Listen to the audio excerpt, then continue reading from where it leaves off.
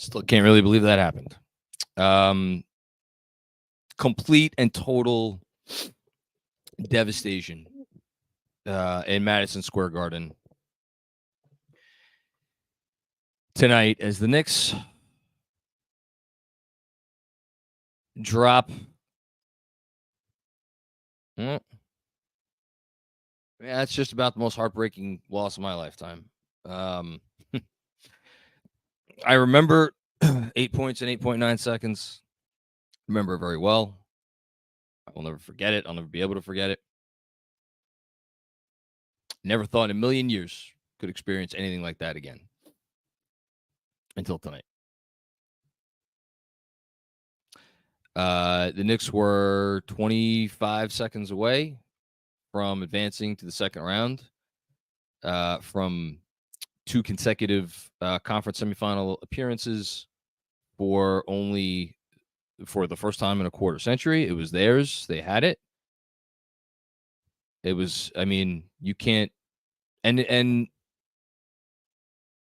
they did it in the way that we've come to expect them to do it, to get to that point all season long. They wasn't perfect because it never is. It wasn't pretty because it rarely is. But they fought and they fought and they fought and they made play after play after play, and the defense was, again, for the second game in a row, as good a defense as you will ever see in a fourth quarter of a massive game. Did everything they had to do to win the game. Did everything they had to do to win the game except win it. And they are still up in this series. I mean, it sure as hell doesn't feel like it right now. They're still up in this series, 3-2. How Joel Embiid looked tonight, I mean, I'm not sure you'll see him play a worse game than he played tonight. I don't know if he's magically going to get better in Game 6, if the series goes beyond that. I figure the longer it goes, the worse he's going to look. But at this point, like, those are, look, teams have had miraculous wins in NBA history in playoff series and then gone on to lose the series. It happens. It's happened. And it could happen here. But for the Knicks to win this series at this point, they will have to show a degree of resolve. Like, we've talked for 2 years about their resolve. 2 years we've talked about how no matter how they get punched in the mouth, they suffer some devastating blow, whether it's an injury or whatever the case may be. You know, find out Bogey's gone for the season today, and they always seem to pop back up, and they always seem to save their best for last. And, you knock me down 7 times, I get up 8. I don't know that a team's resolve has ever been tested like the Knicks' resolve is about to be tested in either this next game or these next 2 games. Because you better believe that environment in Philly is going to be wild, and then the Sixers are going to play. I thought they were going to play a really good game tonight. Did they? Embiid didn't. The rest of them did, and we saw an all-time legendary. There's no other word for it. Legendary, capital L, legendary, capital S, superstar performance from Tyrese Maxey. Yes, the Knicks needed to do things that are inexplicable to put Tyrese Maxey in a position to win that game, but Tyrese Maxey had to take the opportunities, and he did. And here we are. He's going to show up for Game 6. And then, not trying to get too far ahead of ourselves, but lose that. And that environment for a Game 7 in Madison Square Garden, you want to talk about maybe a slightly tight feeling in the Garden, if it gets to that. I just can't. I mean, you're 25 seconds from the next round. 25 seconds from the next round. And three things. I mean, let's count the things that had to happen. Mitch, and it's such a shame because he had really one of the games of his life. I mean, I know we called game one. Game one was the Deuce game, but it was also kind of the Mitch game. His impact in this game, which is why he played. I'm pretty sure he played more. Pretty sure he played more minutes than Mitch. He played 25 minutes. Hardenstein played 27. It was an outstanding game for Mitch Robinson. You have zero issue with him being on the floor there. There's none whatsoever. And he just made an error you can't make. Made an error you can't make. And Maxey hit the shot. But then you're, at that point, you're still not in command. I mean, 6-4 there is you're no longer in command, especially with as much time remaining as they had. But, and then, so that's two things. Foul, hit the shot. A third thing, which is a little thing, and I was thinking about it as it was happening. I was wondering why they didn't try to get the ball into Jalen Brunson's hands for those free throws. Now, look, Jalen Brunson, look, the guy had 40 points. He was absolutely outstanding. And I know, was it a perfect game? No. Was this an A+ game from Jalen Brunson? No. Was it an A game from Jalen Brunson? No. Not with 4 turnovers, not with, he missed more shots than he made. Missed 3 free throws. But you can't, I'm not going to sit here and blame Jalen Brunson. Not doing it. But I was wondering why they didn't get the ball in his hands for those free throws. So if you want to put that down as a third thing, okay. Fourth thing, Hart misses the free throw. And I was thinking, when he was on the line, and shame on me for thinking it, but I thought it. I was thinking back to the only game that, if again, you're of a certain age, the only game you've ever seen that can possibly stand next to this one in the annals, which is game 1 in 95. Starks had 2 free throws at the end there, missed them both. And I'll always remember the documentary, the 30 for 30 on that game, or on Reggie and the Knicks, how Mark Jackson was quoted as being, looked in his eyes, he wanted no parts of those free throws. And there was a part of me that was looking when Josh Hart was on the free throw line, and how he had this kind of like his eyes wide open. I was like, I don't know if he wants to be there right now. And first one wasn't close, obviously. Now, got the second one. Imagine, I don't know if we'd be feeling better or worse if he didn't hit the second one at this point. So that's the fourth mistake. And then, look, Maxey was so far away. There were about 10 seconds left. You play too far up. I mean, there's no defending it. I mean, if you play far up and he blows by you, he gets the 2. Well, then you're, and then you're up 1. Again, with a chance you're going to get fouled. I mean, is there enough time left? But again, that's instinct for Mitch. He's not going to go guard someone at the logo. Am I going to kill a guy for going on instinct there? He'll get killed for it tonight here. I know that. But the guy hit a 40-footer or whatever it was. And so that's number 5. And then the last one, and should the Knicks have used the timeout? Should they have not used the timeout? You have the ball in Jalen Brunson's hands. You trust it. Didn't make the shot. And then to add insult to injury, you go up 5 in overtime. You have chances in overtime. And then it seemed like towards the end of the overtime period, and not only that, and then the Brunson 3, I know he wasn't perfect, but like he's hitting all these shots. The only guy, and like you trust your best player in those spots, and you do it for a reason. Made it 103, 106, 106, and that's when some of the turnovers started. And it was just, got away from him.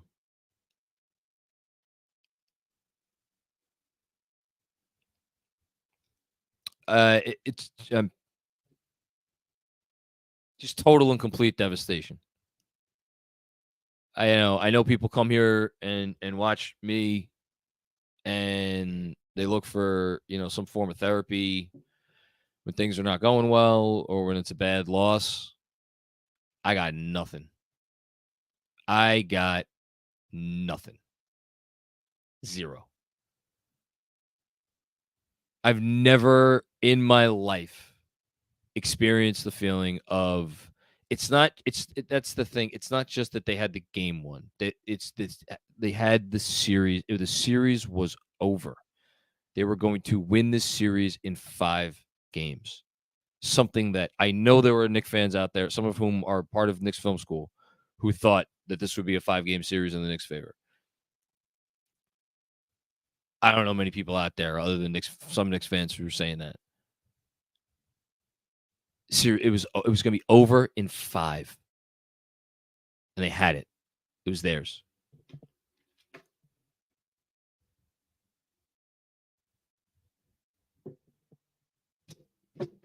You want to tell me it's karma from game 2? I mean, sure, that's what will be written at times between now and tomorrow morning. I don't buy that. Win the game. Win the game. You had it. It's a veteran team. Go win the game. And they did it for 47 and a half minutes. Did everything they needed to do. Unbelievable. All right. I don't have anything else to say. So we're going to get to segments, and we'll take super chats. Hey, what's up? One of the most devastating sports losses we've all experienced. Yeah. We're all kind of shell shocked right now, so don't feel bad for feeling shell shocked. The only thing I'll add to because look, there are days sometimes where I wonder how you find words, and even when you don't have words, you have words, John. Philly had no timeouts on that last Maxey 3. I was screaming on playback, foul in the backcourt. If they hit 2 free throws, you've got 2 timeouts. You can advance the ball. Foul up 3. Breen even said it. When do you foul here? I thought they got away with it at the end of game 2. It's a first guess. So yeah, a lot of things went wrong. Yeah, I mean, 10 seconds left is that's kind of. I think you'll find different opinions on whether you foul with that much time left. No timeouts though. You have 2. Yeah, but so you foul there. They hit. You assume they're going to hit 2. So you got again 10 seconds left. Inbound. They foul. You do whatever you're going to do on the 2 free throws. Like you still.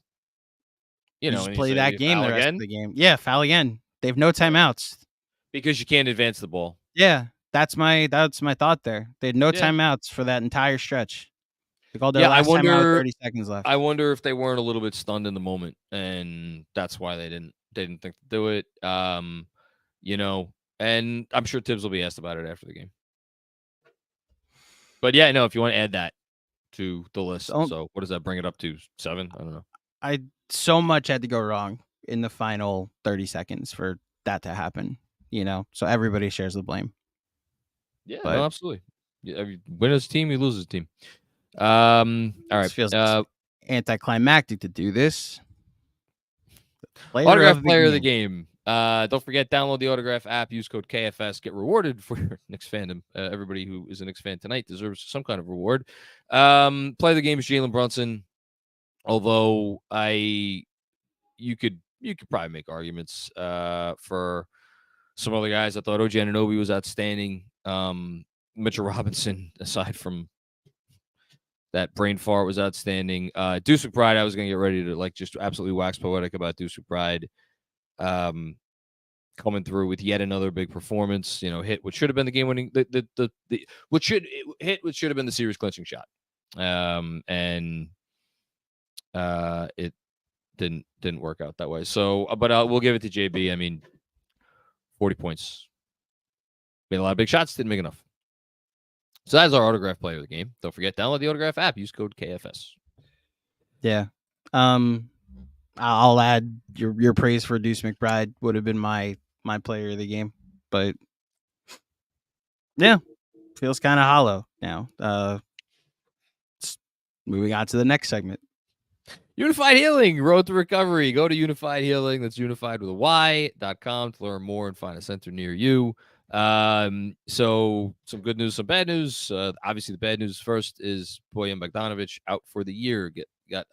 Getting surgery, I believe tomorrow was the report, on his ankle.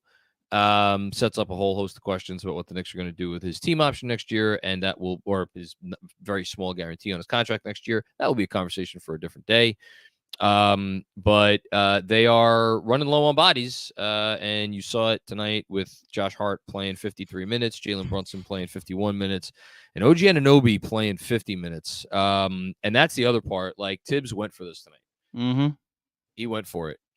He bet that going for it tonight meant rest. Well, didn't work out that way. On the bright side, Mitchell Robinson did play. He was questionable, but he gave it a go, and he was obviously excellent for the most part in this game.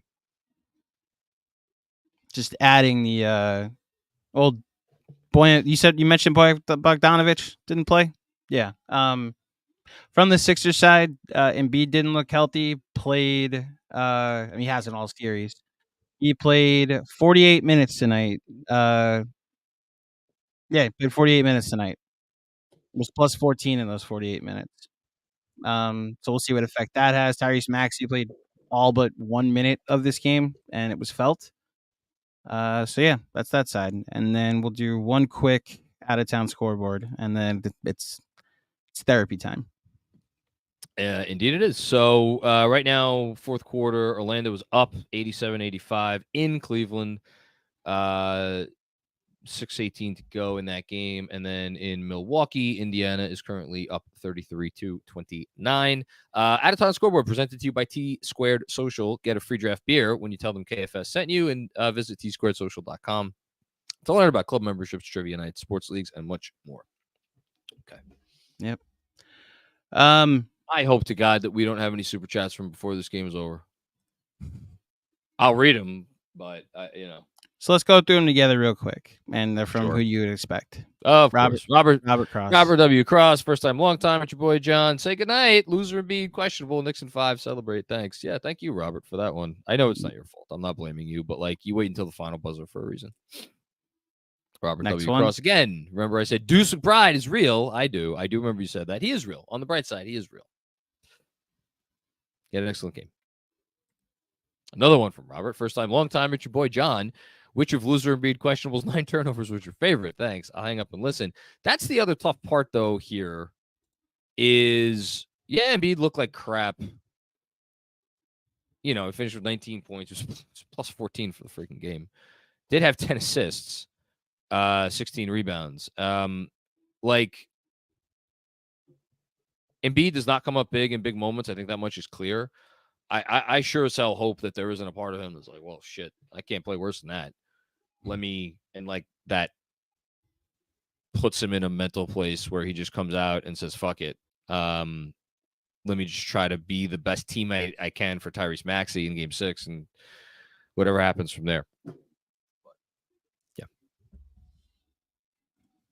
2 more. Robert Cross. Hopefully these super chats age well. It's your boy John. They did not. They did not. We do thank you for your contribution, though, Robert. Yeah, one more. First time, long time. It's your boy John. I said very recently that I take Brunson on my team over any other players in the NBA, save Jokic. What say you? Yeah, I mean, look, Jokic is one of one, and then there's a whole conversation about who you take after that, and Brunson is part of that conversation, and showed you why tonight. But like,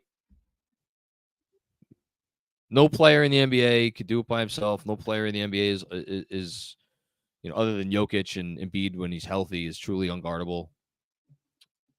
Brunson wasn't the problem tonight, and nobody was. That's the thing. Nobody was the problem tonight, right? Nobody was the problem tonight. Did some guys have better games than others? Absolutely. We're gonna sit here and kill like DiVincenzo for having an off night from the field. No, it's like Josh Hart didn't shoot well tonight. We're gonna kill him. No, it's like they win as a team and they lose as a team. It's like they're constructed in such a way as they have guys that show up and they have, to fill in for the guys that maybe aren't having great games. And someone always needs to show up. And they did. Enough people showed up and to the point where you did enough. You did enough to win. So the rest are from after the game concluded. Fantastic. I'm just going to say two things. First of all, to your point about this team's resolved, I need them to make this game not matter. I need them to win one game of the next two, and I need this game to not matter. And we've said how special we think this group is all season. We need them to show it, so that way, I'm sure. Listen, the thing we heard that they just were kind of ho-hum at the end of game 4. There's, oh yeah, like business as usual. We have another game to play. There is not a group I expect more to be able to survive this than the team that we've watched all year. So I need them to make this ancient history. I agree. There isn't a group that you would expect to survive this more than the Knicks. Yes. I completely. This Knicks team in particular. That's just one thing I want to say. The second thing is a memo to everyone, you and me included. We're all mad. We all sent in super chats when we were mad. I'm not and there's a lot of venting going on. I'm just giving you a heads up. Lot of arrows being thrown a lot of directions. So thank you in advance for the super chats. Thank you in advance for your venting. We keep it a buck here, but thank you for joining us, for choosing us to be the place you go to vent. And we'll see what happens. I'll just say, Fred Katz just tweeted out when Tibbs was asked if it was too early to foul up 3 on the possession where Maxey hit the game-tying 3. Tom Thibodeau said we could have, but we'll leave it at that. I have a funny feeling somebody did not heed the instruction. They didn't hear me yelling on playback, clearly. All right. Okay. Here we go. Just muted your mic. Why did the host mute my mic? Okay, there you go. Meant to mute mine. Sorry. It's okay.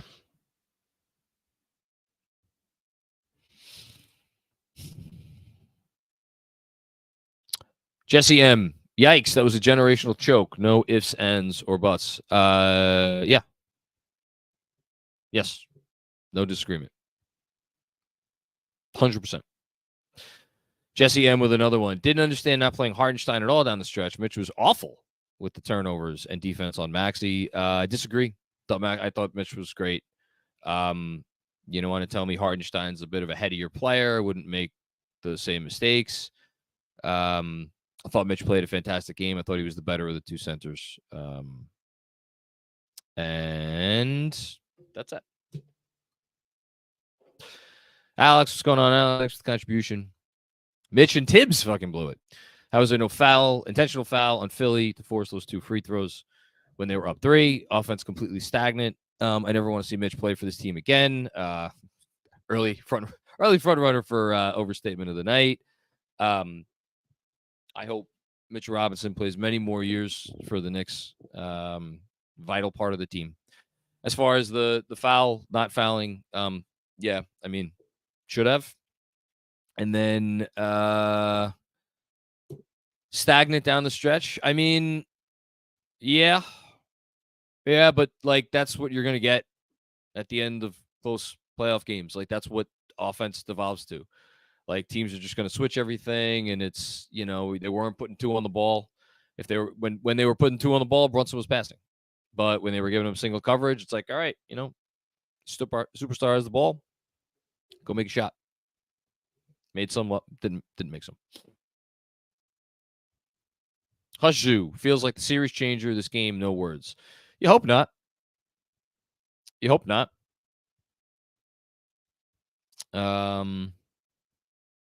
Again, they'll be tested.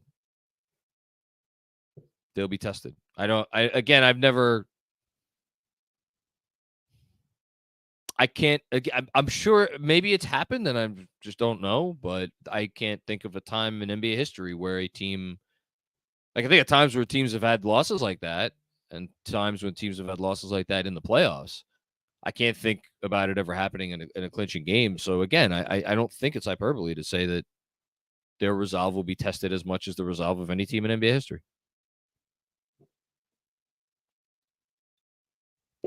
Sam Garcia, got to make your free throws. Yeah, that's the whole game. That's the whole game. Knicks as a team, 16 to 24. Now 2 of those were Mitch, which like there are certain guys you can't really count on to make free throws, but Anunoby missed a big one down the stretch. That was actually, now that I'm thinking about it, that was in retrospect that loomed large. Brunson missed 3, Hart missed 2, and then the 2 misses from Mitch. Thanks, Sam. Josso Focus, literally 30 seconds away from winning $1,700. So you might be hurting more than anybody else tonight, Ja. I'm sorry. Apologies. Don the Dentist, what's going on? Execution. Yeah. Execution. Free throws. Intentionally foul in the backcourt to prevent a 3. And then simply way too much isolation in OT. Sick. Again, like the isolation stuff in OT, I think those are tight moments. And then, like you saw what happened when they tried to go to other stuff. Like it's a miscommunication between OG Anunoby and Mitchell Robinson, turnover. It's a miscommunication between Jalen Brunson and Isaiah Hartenstein, turnover. It's easy to say you got to run your stuff even in overtime. The whole thing. It's easier said than done. But was it stagnant offense? Yeah, it was absolutely stagnant. But you know what? Philly's offense wasn't much better. The difference, or in terms of like what they actually did, or like it's just they made more shots. They made more shots. Thanks, Tom. Alex, probably curtains for Tibbs if they choke this JM. No. I don't know. I mean, like if the organization, like you don't make coaching decisions on 30 seconds worth of basketball play. If you do, you should not own a basketball team. Jason M. Mitchell Robinson cannot close games anymore. I mean,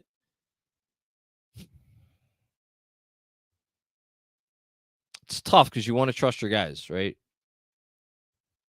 We always talk, especially with Tibbs, you want to talk about empowering. We talk about empowering his guys, the whole thing. If there's a guy who you figure might make a mental mistake or two, it's Mitch. Maybe they shouldn't have had him in the game.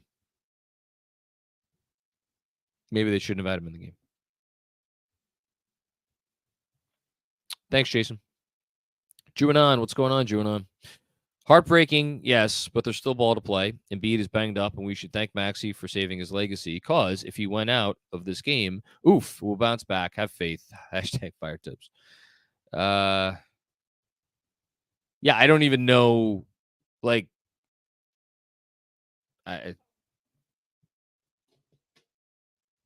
honestly, Juanon, I'm worried about how the fuck I'm going to get through the next 2 days. How I'm going to, I'm supposed to go into work tomorrow. Supposed to write a newsletter tonight. That should be fun. Should be fun. I want to, yeah. No. Ryan Wong, what's going on, Ryan? Damn the overreactions. Yeah. Brutal loss, but it took Maxey going God mode and no Nick besides Brunson. Maybe Deuce hitting shots. Embiid is cooked. Knicks in 6. I hope so. Like, if the Knicks come out and they play their brand of ball that they've played for, again, all but 3 seconds of the series, they should win one of these next 2 games. You know? I don't know if it's going to be game 6. Maybe it comes to a game 7. Now, like, I'm not even allowing myself to, like, mentally get to the point where it's like, well, if we win the series, but then we've now pushed ourselves to 7, and it's going to mean we're going to be exhausted against an Indiana team that's probably going to be rested, or I guess Milwaukee team. Who the hell knows what's going to happen in that series? I can't even get to that point, you know. But yeah, thanks, Ryan. Mythic Monty, what's going on, Mythic? Been a while, John. Good, nice of you to show up tonight. There's a reason it's a best of 7 series. Embiid is cooked, and Maxey was unreal. But just win one of the next 2. Remember this feeling. I would like to never remember this feeling. I don't want to ever. This is like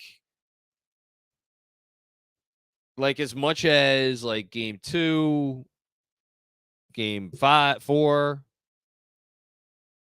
You know, like the Indiana game this year with Brunson.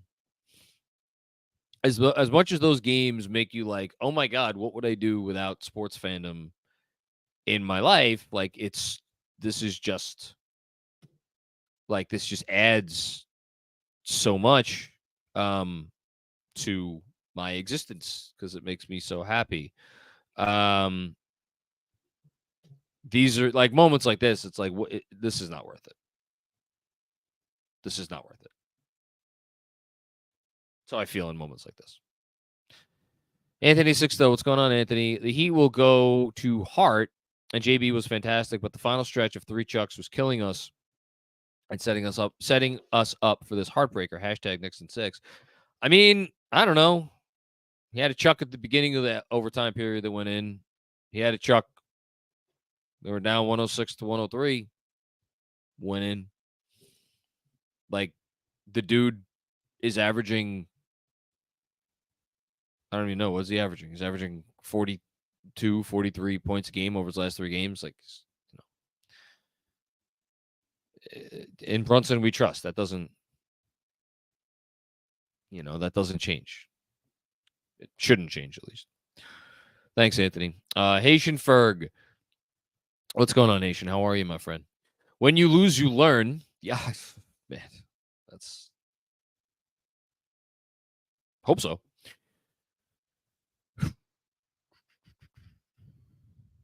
Tough loss, but Tibbs will use this loss to bring home the point. It ain't over until it's over. The mental lapses came from a place of comfort. Playoffs start now for us. I mean, yeah, I mean, I agree with your point. I do think, I mean, because it starts, every fire starts with a spark, right? And you're up 6 in that situation. Like, Mitch has to know not to jump. Like, that's, in a way, for me, the most egregious error of all. Like, Mitch just can't put himself in that situation. Now, did Maxey fling himself forward? Yeah, he flung himself forward, but made the shot, so you can't call it an unnatural basketball action, you know? But Mitch gave him the opportunity to do that. You just got to stand your ground. And, everybody has to learn. Thank you for the contribution, Nation. Chris Carter, major choke job. Yeah. Yep. I mean, there's no other.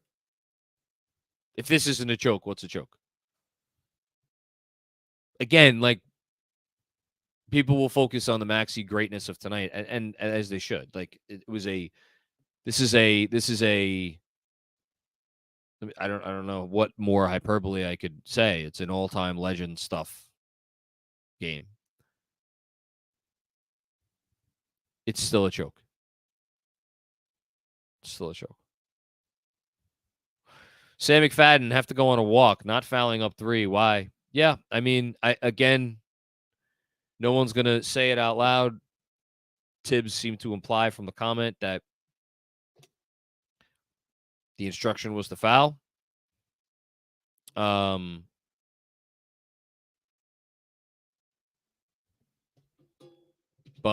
he's the coach. He has to own that. He's the coach. He has to own that. I mean,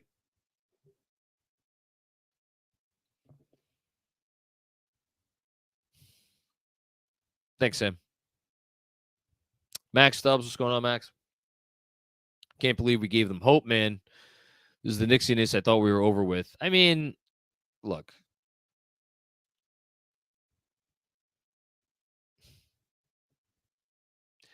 It's just so uncharacteristic of this team.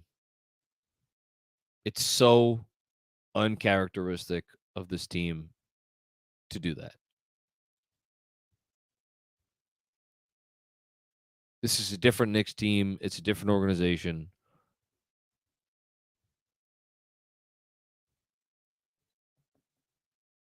You have to hope they learn. Thanks, Max.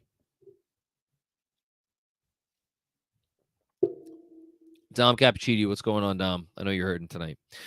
Just when you thought the Mavs loss last year was bad, now we got to hear about Joel's toughness for 2 more nights. I don't give a fuck about what we hear about. I mean, Joel was awful. And I think people will point out, like, he was awful, but he also, like, helped in other ways. As far as but the Mavs loss, it's like, yeah, that's a brutal loss. It's a regular season loss. It's 82 games. It's 1 of 82. At the end of the day, it doesn't matter. At the end of the day, it doesn't matter.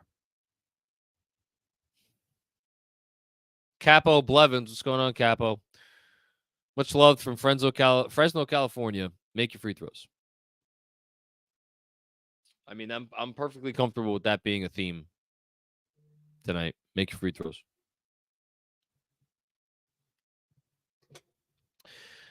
Charlie Boy Third, what's going on, man?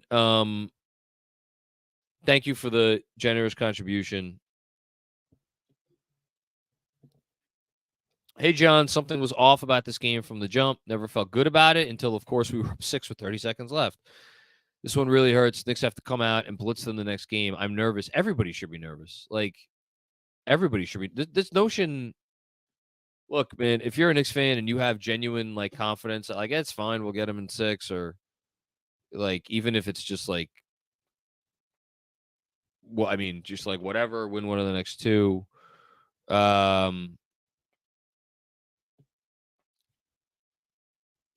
God bless you. God bless you. I'm just trying to think of how I'm going to exist for the next 48 hours or whatever, 46 hours.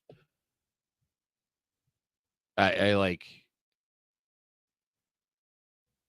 the pushback I'll give you, Charlie. I mean, they started the game horrendously, obviously. Didn't feel great how they started it. Didn't feel great how they closed the half. Didn't feel great how they opened the third. And then as the third quarter kept going on, they kept making plays. Like, every time the Sixers would go in front, the Knicks would make a play to go back in front. And then you got to the fourth quarter, and then the deeper you got into the fourth quarter, the more times they were making assertive plays on the defensive end that led to good offense. And it was just like you're making enough shots. Like, the fourth quarter to me felt like Knicks basketball, and it was just so fitting for the series, because that's how they've won games in the series. And they did that until they didn't.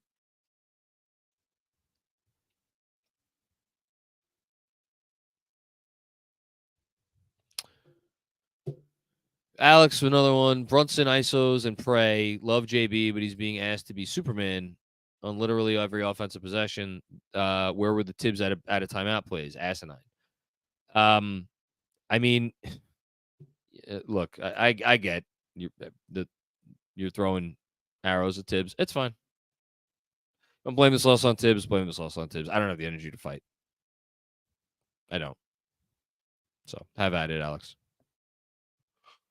Patient Ferg with another one. Enough with the Tibbs should have opted to foul. Did any of you see our shooting percentage from the stripe tonight? Fallacy of a predetermined outcome. Yeah, I mean, I think. Look, I think it's open for conversation. There, I will just say that there are a lot of coaches who wouldn't do it. I think the point that Andrew brings up is an interesting one, which is again no timeouts. So you figure gonna be hard for the Sixers to get a good shot off, but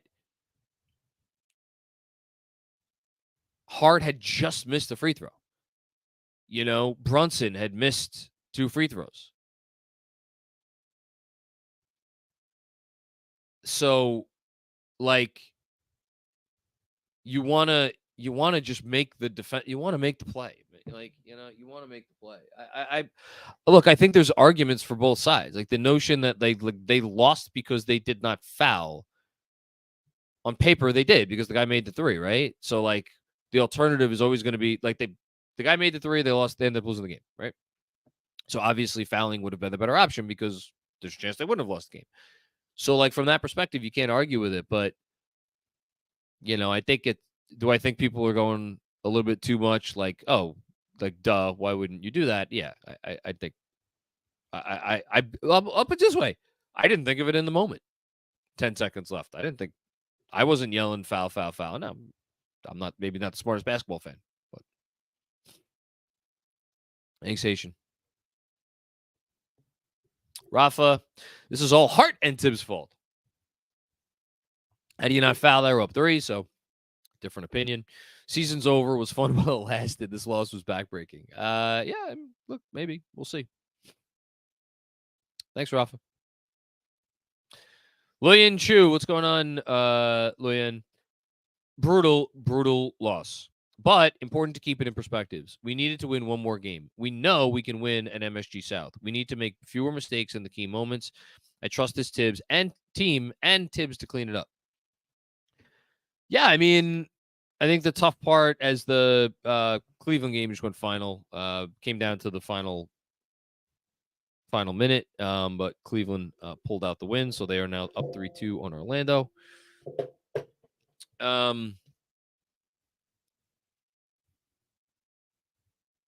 Yeah, I mean, it's like I think they're comfortable in their game plan. I think, you know, how they defend Maxey moving forward is going to be interesting. Like, the guy's just on another level right now, and the tough part about that is if you commit to, like, really taking away, if you really commit your defense to taking away Maxey, you're basically like, I mean, you want to talk about daring, you know, Joel Embiid to beat you. Does, like, the guy could still hit jumpers. Like, that's the one thing, right? Like, he's turning the ball over left and right, can't move, all that stuff. He's still got that touch.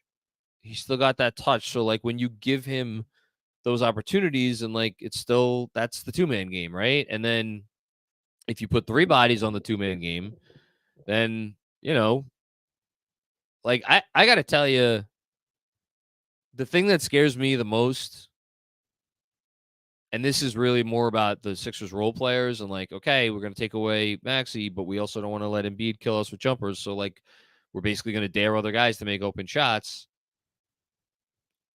I wonder if the Sixers aren't going into this game 6, and if they win that, into a game 7, just like loose, the ultimate in loosey goosey. Like, hey man, we're not supposed to fucking be here, you know. Leave it all out there on the court, you know. Like tonight, I think they played with a lot of pressure on them because it's like, you know, I don't know how much pressure they're going to play with on Saturday. I know the Knicks are going to have some pressure on them. I know that. John. Oh wait, no, hold on. I didn't read the comment from John from a moment ago, but if you want to get that back up, Alex, Deuce got to play over DiVincenzo. In my opinion, he's been a ghost. Look, you don't bury a guy who's been there for you all year. I think their minutes are about equal. DiVincenzo tonight played 26 minutes. McBride played 33 minutes. Like, to me, like, McBride was 2 of 7 from 3. DiVincenzo was 1 of 7 from 3. You know, yeah. Like, they're not changing the starting lineup. If Deuce has it going, you leave him in, which they did tonight. Travis Edwards going on. Travis feels like the series is lost. Prisoner of the moment. No, I mean,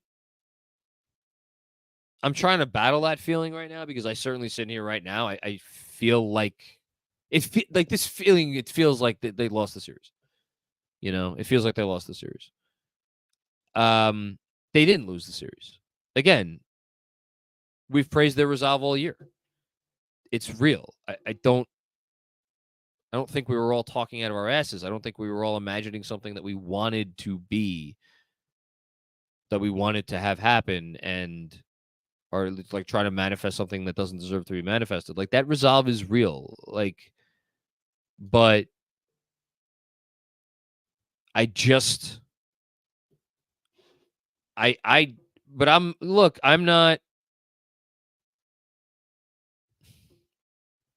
not them. I know how I feel, but they I don't know how they're going to come out and play in Game 6 if it comes to a Game 7.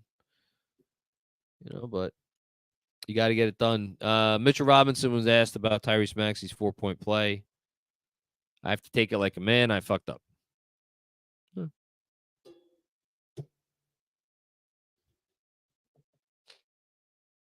Stephen Tro, what's going on, Stephen? 4 a.m. here in Milan. Devastating loss. Can't sleep.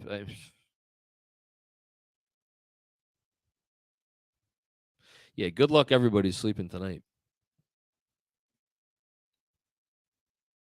Thanks, Stephen.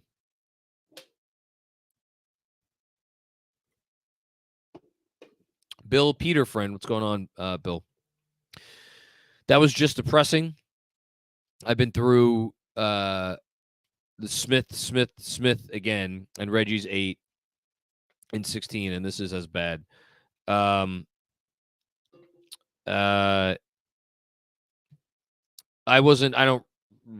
came to my fandom in 93, 94, so I didn't experience the Charles Smith game.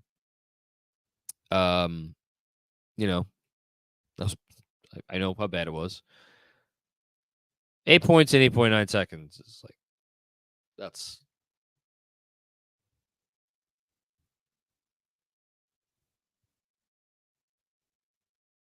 this feels the same way.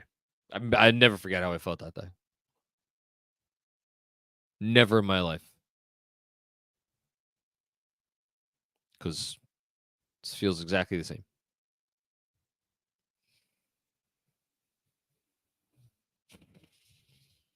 Hushu. Dante has been a massive disappointment outside of Game 2. I mean, he hit the biggest shot of the series.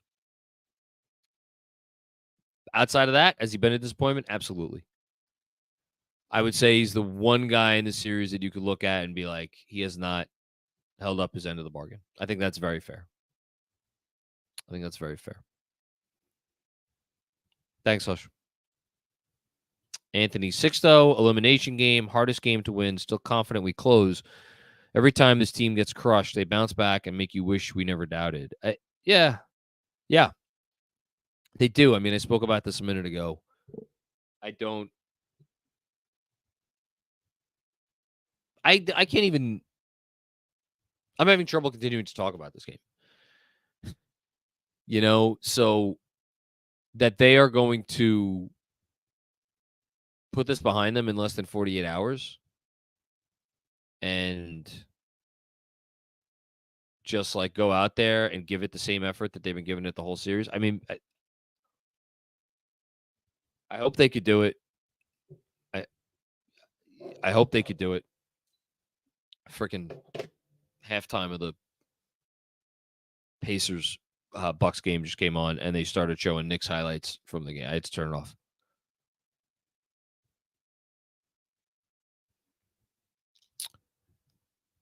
Thanks, Anthony. Max Cyril, what's going on, Max? At least we have 2 home games left. Yeah. See, but that's the thing, man. Like the Knicks fans showed out game 3 and game 4. Game 4, really, especially. I know how I'm feeling right now. I mean, God bless any Knicks fan who's going to head down to Philly and really cheer their asses off in game 6.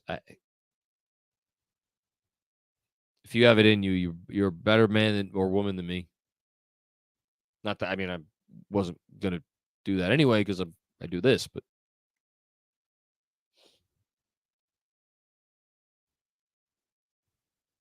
thanks, Max. Dom with another one. Thank you again, Dom. What kills me the most is 9/10 of the season. We finished this off. Up 6, 25 seconds left. If this was a habit, I could laugh, but instead I'm inconsolable. This isn't a 9 out of 10 times. This is 99 out of 100. This team, I mean, 98 out of 100, 99 out of 100. This team doesn't lose these games. This team does not lose these games. They don't do it. This game was over. It was over.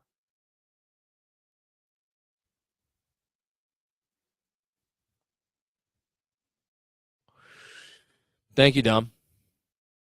Jessica, what's going on, Jess? How are you? This is why we never celebrate too early. Yeah.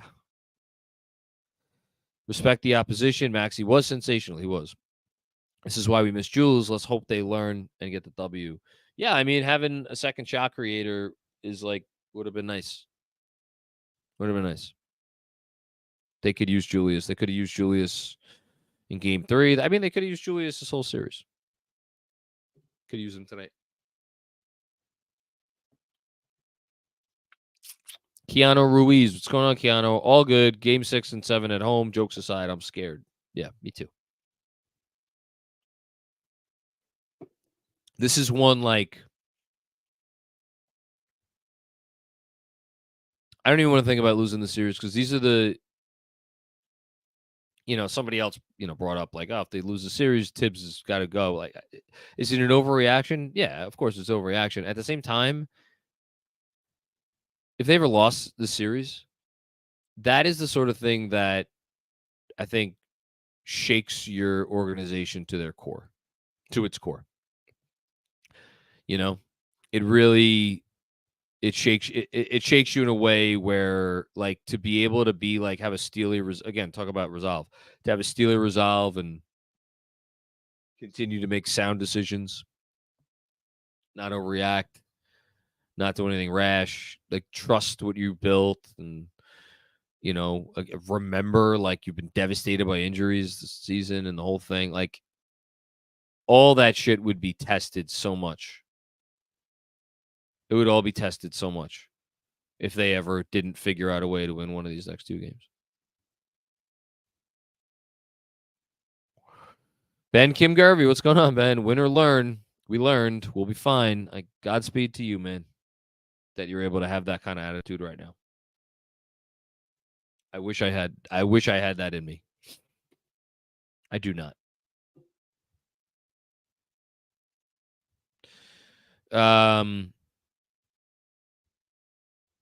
Yeah. Jordan Miller, what's going on, Jordan? I'm a big Tiggs supporter, but I don't get how he's not telling his guys to foul there. We've talked about this a few times. Also, I think he's got to open the rotation to 8 at some point, right? Who? You want Alec Burks to play? Wanted Alec Burks to play in this game? You want Shake Milton to play in this game? No. I told everybody before the game, anybody who was willing to listen to me, they were going with 7.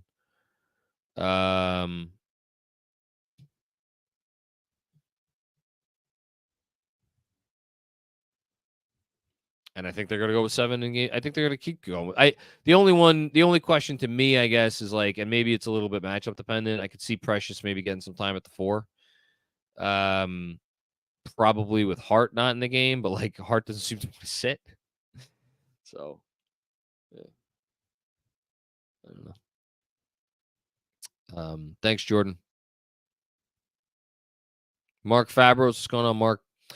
Philly needed miracle after miracle to win. We won't be shooting 28% from three for 2 straight games. Embiid is not getting any healthier. The Knicks in 6. I mean, look, 28% isn't like 15% or 21%. Like 28% is like, I know they had good looks and they should have made more of their good looks. I don't know. What did Philly shoot from 3? I don't think they shot very well. I have it up right here. Philly from 3, they were all right. They were 38.5%.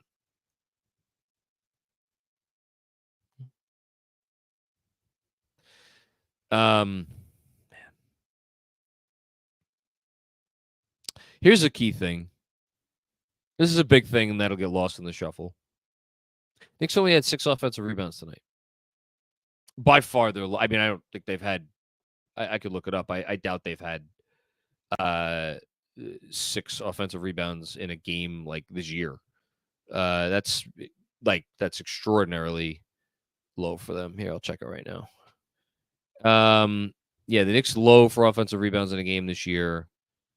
They had 4 one time, 5 one time, 6 3 times. So this is and then so here are their offensive rebounding totals before this game: 23, 12, 11, and 15. And tonight they had 6. I thought that was a significant factor throughout the game. I will say that. Thanks, Mark. Jasso focused. Why? I don't know.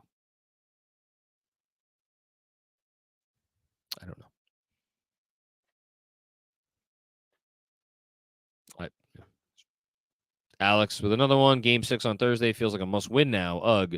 I mean, I don't.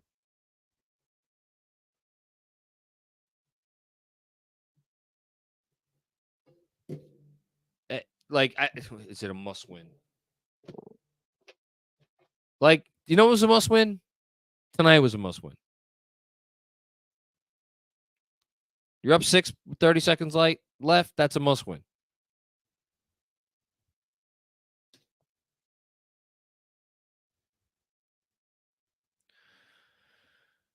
Thanks, Alex.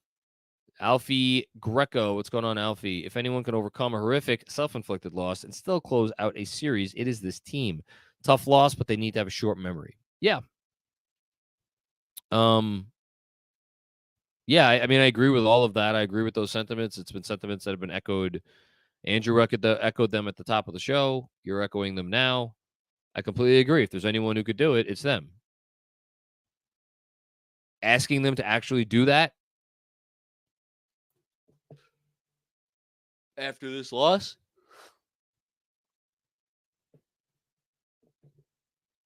it's a lot to ask.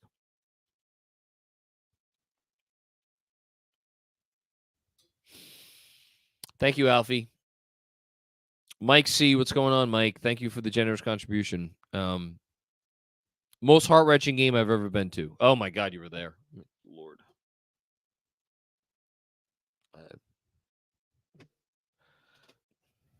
I can't even imagine that.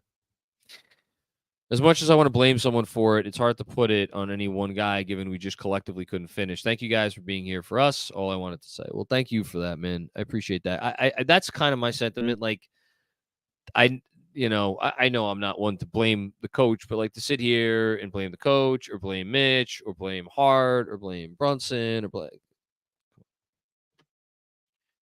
You win as a team, you lose as a team.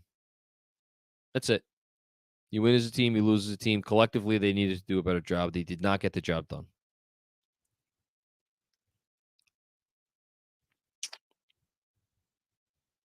Did not get the job done.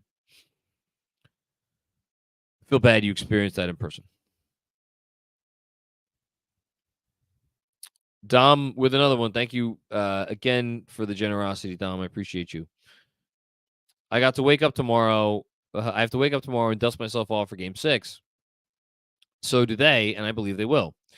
It just nags me that the Sixers team isn't the one to F around and find out. Even still, you got to keep the faith. Good night. Good night to you, Dom.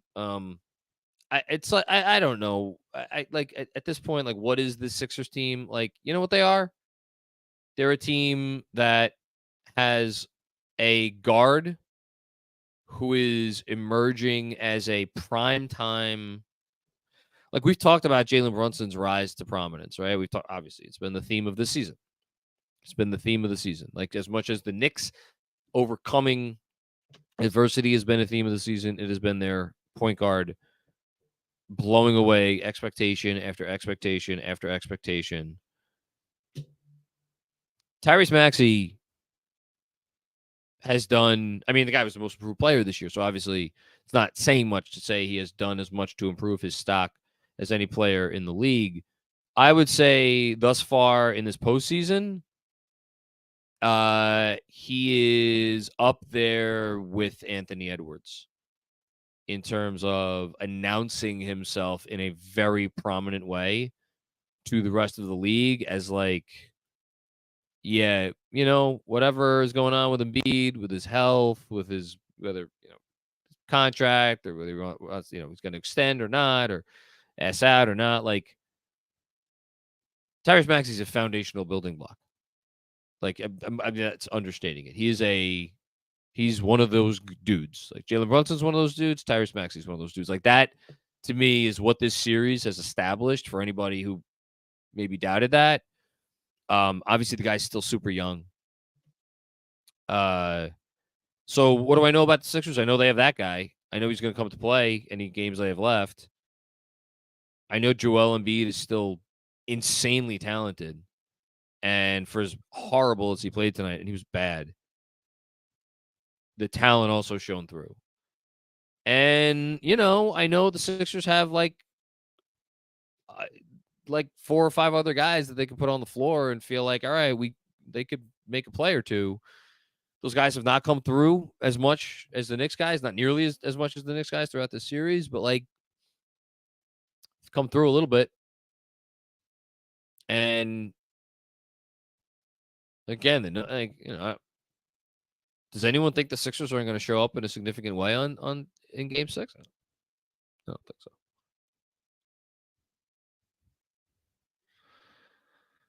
Brian Less, what's going on, Brian?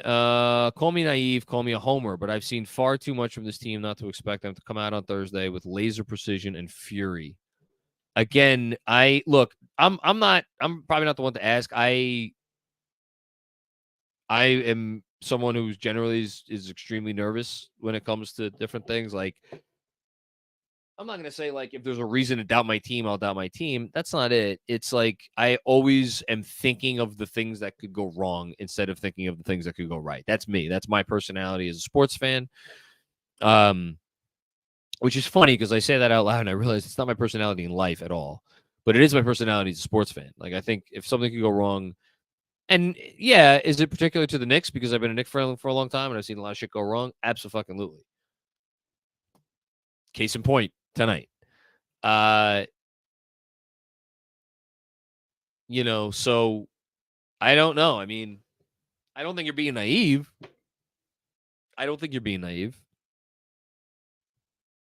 I hope you're right.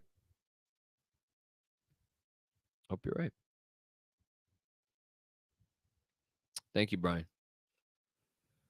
Sam Garcia with another one. Super confident they'll bounce back and win Game 6. Your lips to God's ears, man. Your lips to God's ears. Thank you. Jessica with another one.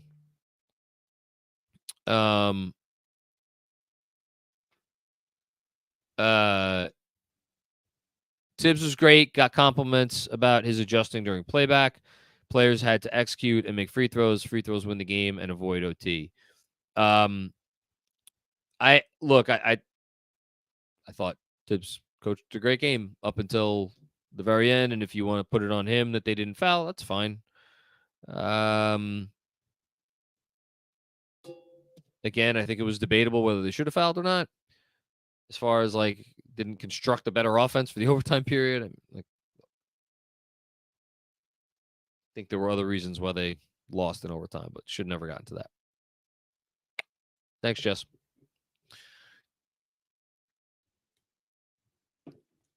AG Blatt or Ag Blatt, I'm not sure what that is. For the first time this series, the Sixers not named Embiid and Maxey played better than the Knicks not named Jalen Brunson. Yeah, I mean, let's look at how the Sixers not named Embiid and Maxey did. So Tobias Harris, 19 points, 8 rebounds on 7-11 shooting. He had some frustrating moments that I'm sure frustrated Sixers fans, but like 19 points on 11 shots. Obviously, he didn't have to create a ton of those, but like there were a couple he had to create, and he did it. Like, he did it. So kudos to him. Lowry did nothing. Oubre chipped in with 14 points, did make it 3, but like he was solid. His defense was wonderful. Speaking of wonderful defense, I thought Batum's defense was wonderful. Both of those guys did a wonderful job guarding Jalen Brunson. And Batum finished with 8 and 8. How about 8 big rebounds from Nick Batum? That's significant. And Campaign, 2 big threes. Again, Campaign coming in, knocking down a couple threes. That's big. So, and then you turn to the Knicks guys. I thought Anunoby was really good. I thought Anunoby's defense in particular was pretty excellent. Had 2 steals, a block. Also had 4 turnovers, So, it's not great. Jalen Brunson, 4 turnovers. Hardenstein, 2 turnovers. Josh Hart, 2 turnovers. Didn't love the game Hardenstein played. Didn't think he was that great. DiVincenzo obviously did not come through. I mean, Hart, I don't even know how we talk about Hart's game after what happened at the end there. I mean, he was 18 and 9, he was 7 of 17, 1 of 6 from 3. The one 3 was big, but McBride was good. I give the edge to the Sixers. It's close though.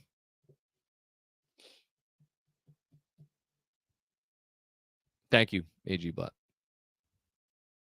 Dawn Murray, what's going on, Dawn Murray? How are you? This had to be the game. We weren't the sharper team. Brunson will redeem himself, and the team will follow. We need this test now rather than later. Man, I mean, I guess, you could dodge a wrench, you could dodge a ball, right? To talk about a quote from a movie from one of our buddies, Ben Stiller. Yeah, I mean, you survive this and you come out the other side. Sure, you could survive anything. I appreciate the positivity coming from a lot of fans, man. You guys are awesome. Truly. I wish I had some of that. I wish I had some of that.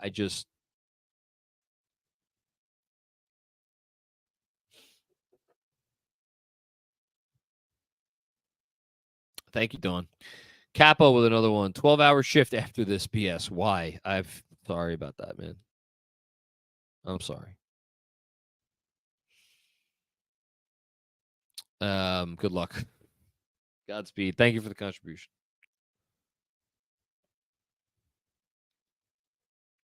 Thank you, Capo. Jonathan Harpulo. What's going on, Jonathan? Thank you for the generous contribution. KFS crew. I discovered you guys a bunch of years ago looking for smart Knicks talk. That wasn't WFAN garbage. You guys are a beacon of light. Thank you. I'll be back at MSG. Drunk off my ass on Saturday. Well, I hope you don't get to. I guess, is there going to be a game anyway on Saturday? At this point, I guess it depends. I guess I don't want to get ahead of myself. I guess the only way that there wouldn't be a game on Saturday is if the Knicks won on Thursday and then the Bucks Pacers series went 7. I think that's the only way that there isn't going to be a game at MSG on Saturday. Which, Bucks are up 12 right now in Indiana.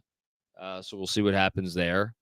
But either way, Godspeed to you. Thank you for the kind words. I've told this story before. I'll say it again. I wanted to start a Knicks podcast because I didn't feel that there was anything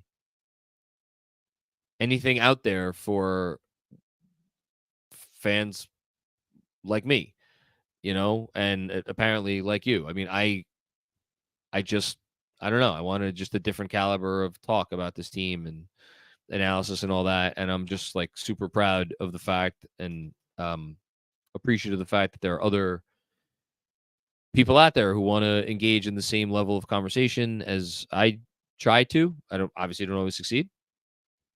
Probably fail more than I'd like. And most especially, I'm just really thankful for the fact that there are people out there who have the same taste in how we talk about this team that I do. So I'm glad you have followed us, and Godspeed. Phrase Vader, what's going on, Phrase? Thank you for the generous contribution, man. I appreciate it. Mitch had a good defensive game. Yes, I thought it was outstanding, actually. Lots of stones being thrown his way. You can't foul Maxey at the end like that, up 6. Yes. Yeah. I mean, there's absolutely. I mean, that's the sin, and I think that's what Mitch was asked about after the game. I think that's the one. You can't foul him there. But I thought he had an excellent game. If you don't foul the ball handler on that last play, then call timeout at the end. Yeah, sure. They could have called timeout at the end. Shot they got wasn't a great shot. Say that. Knicks in 6. Hope so.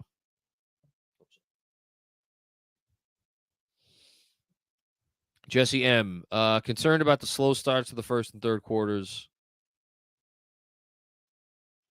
Sound like Tibbs. Yeah, I'm concerned about everything right now. The first quarter tonight, how they came out of the gate there was one of the stranger things I could remember seeing. I don't have any explanation for it. I think there's better explanation. I think there's better explanations for other slow starts that they've had. I think that's been more like stuff the Sixers have been doing. I thought tonight they came out and like it was almost like there was like a malaise, not a malaise, but like there was kind of like maybe a lack of crispness. I don't know what it was, but I didn't think the way they came out tonight. I know they've gotten down in the first quarters in all these games. I thought tonight felt different to me. Maybe it didn't feel different to anybody else, but I thought tonight felt different to me. I don't have an explanation for it.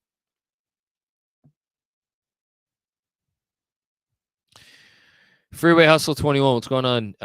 Sixers fans feel for one game how Knicks fans have felt for our team all season. Let's tip our cap and not lose faith again. Let's tip our cap and not lose faith now. Again, no whistles involved. Yeah, I mean, Sixers fans should be riding high. If I'd just, again, call a spade a spade. If I was sitting here right now doing Sixers Film School, I would be like, they're winning this fucking series. We are going to take care of business. They can't stop Maxey. If Maxey plays like this, like, and Joel just gives us anything, we're going to be fine. We've been the better team all series. We should be up 3-2, not down 3-2 because of game 2. Like, you could talk yourself into all kinds of shit if you try hard enough. Trust me, I know. I do it a lot. But, yeah, kudos to them. Thanks, Freeway Hustle. G.O., what's going on, G.O.? I trust our guys, whether in 6 games or 7, to win this series. They are a resilient bunch. Let's not lose sight of that no matter what, or no matter how much tonight sucked. Yeah. Tip our cap and look forward. We got this. I mean, I'm just like, I keep going back to the stat that I put in the newsletter today or yesterday. I think it was yesterday. One of the days. I don't fucking that. So 95%, 95.4 point something percent of teams that have been up 3-1 win the series. And of the 13 teams that didn't succeed in holding up a 3-1 lead, only are of the 13 that came back, only 2 of them did it, winning 2 games on the road.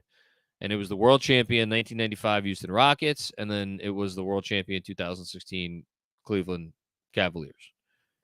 And so, like, you would like to sit here and be pretty confident, right? That, like, well, it's like something that's only happened twice before in NBA history is not going to happen again.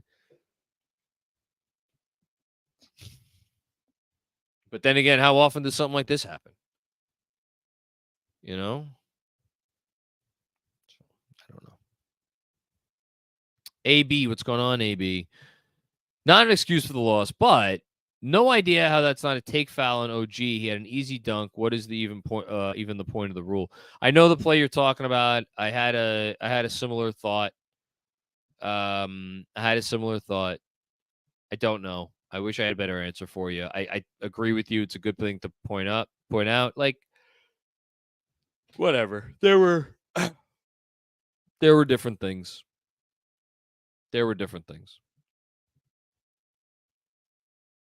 Thanks, AB. A ton of super chats have been read, so it's kind of moot at this point because what's been said is said. I need to exonerate Tom Thibodeau. What is that? I'm just checked out the Sixers broadcast, which caught a very, very clear foul from Tibbs. He's yelling at Deuce to foul. He's yelling at Deuce to foul. Which makes this even more, like, gut-wrenching because another hero from tonight's game. Is there a clip of that? I'll pull it and I'll get it up for everybody, but he is very clearly, he's halfway onto, well, not halfway onto the court because obviously he wouldn't be, but he's 3 steps onto the court clapping at Deuce, foul, and then the pick gets set and Maxey rises.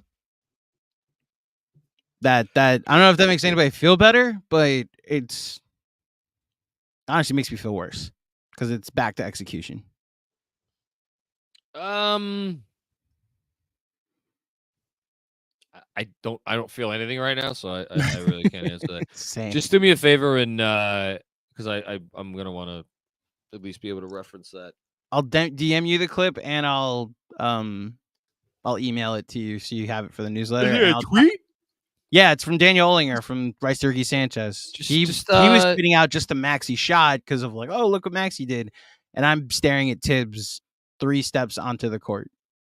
Yeah, just DM me the tweet. You got it. I'll try and pull the clip for everybody to listen to. OG team, hey, how you doing? Must be nice to have a co-star to lean on. We blew that game, so that's what that feels like. Yeah. I don't know how old you are. I don't know if you were around for 95, but again, it's the only reference point that I have. Yeah, I mean, Maxey was awesome. Maxey's been it's close between Maxey and Brunson. I'm not going to sit here and be like, problem is Brunson was so bad in those first 2 games, or shot so bad in the first 2 games. And Maxey hasn't really had a bad game. And now he has 1 legendary game. And he's had some other really good games. It's close. It's tight. Which of those has been, and then you figure, and then like you got a 50 spot from Embiid and some other nice performances from Embiid too. It's like and yet the series should be over.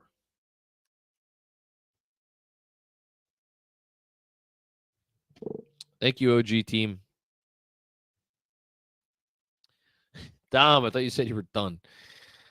I'm not putting it all on him, but they really need much more from Dante to close this out, especially with no Bogey coming off the bench anytime soon. I know he knows this as well. Yeah, I mean, look, Dante's been great all year. He was so instrumental to everything they did. He's been vital. He has not played well enough. He made again they're not like they're down 3-2 right now. In theory, like again, you figure things go differently, whatever. But like, whatever, they're not in the position that they're certainly not in the position they were in with 30 seconds left of this game if it wasn't for DiVincenzo.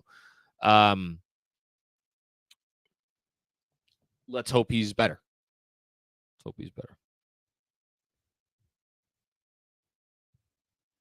Kyle Crawford, what's going on, Kyle? As soon as Clyde preemptively started talking about celebrating the win, I knew we were going to blow it. Took a page out of the Sixers commentator book. I didn't even hear it. I'll be honest with you. I didn't even hear it. If he did that, I mean, that's not great. But it's Clyde.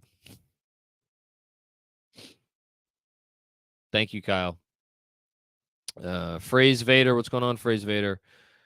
Just when I thought I was over my Knicks fan PTSD. Well, at least we've been here before. We're still up. Damn, I miss Julius. Knicks in 6. Have we been here before?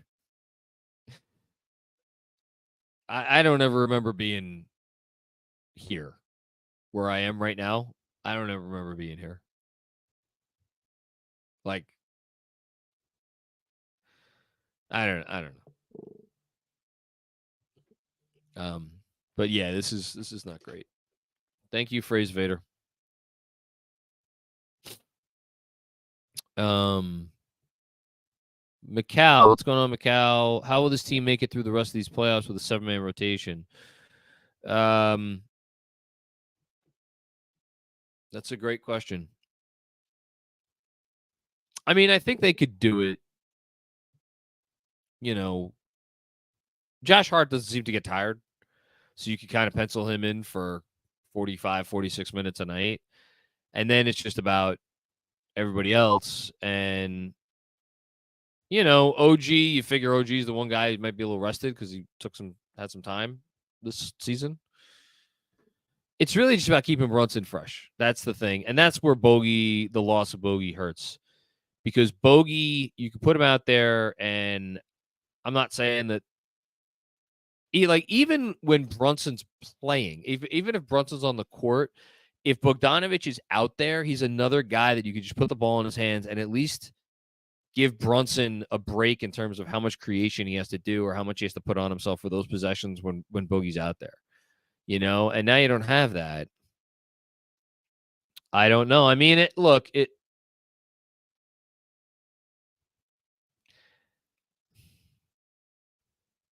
don't know. The short answer is means they're probably not destined to go the distance this year. But like again, what are we talking about here? Thanks, Macau. Ryan, what's going on, Ryan? How you doing, man? Thank you again so much for what you did. I hope you're good. Yeah, I don't really know what else to say. Can you blame untimely fouls, turnovers, lack of rest? Might have an argument, but at the end of the day, we trust that this team is going to do what this team has done time and time again. There's another part to the comment, so I'll read that. And that's dig deep, face adversity head on, and get the win however they can. We'll take a deep breath, maybe have a drink, and get this done on Thursday. Let's effing go. I love the attitude, Ryan. I appreciate you chiming in, man. That seriously means a lot. I mean, mental errors based on being physically tired. It's a theory, you know. I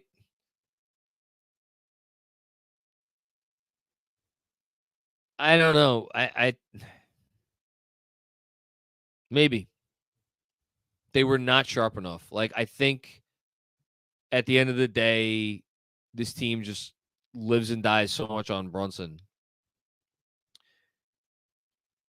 And what really did it is like their best offense at this point, other than Jalen Brunson, is when they turn defense into offense.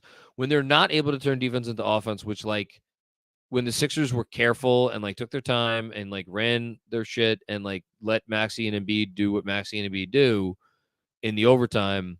Yeah, there were some untimely fouls. Obviously, that hurt, but the Knicks weren't able to turn defense into offense. Or not enough, at least. They did a few times, but that's the thing. They just made so many plays.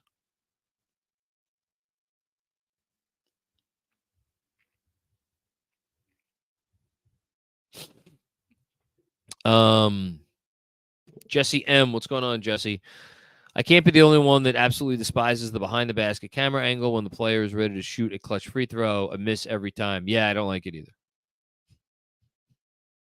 I don't like it either. I was thinking the same thing.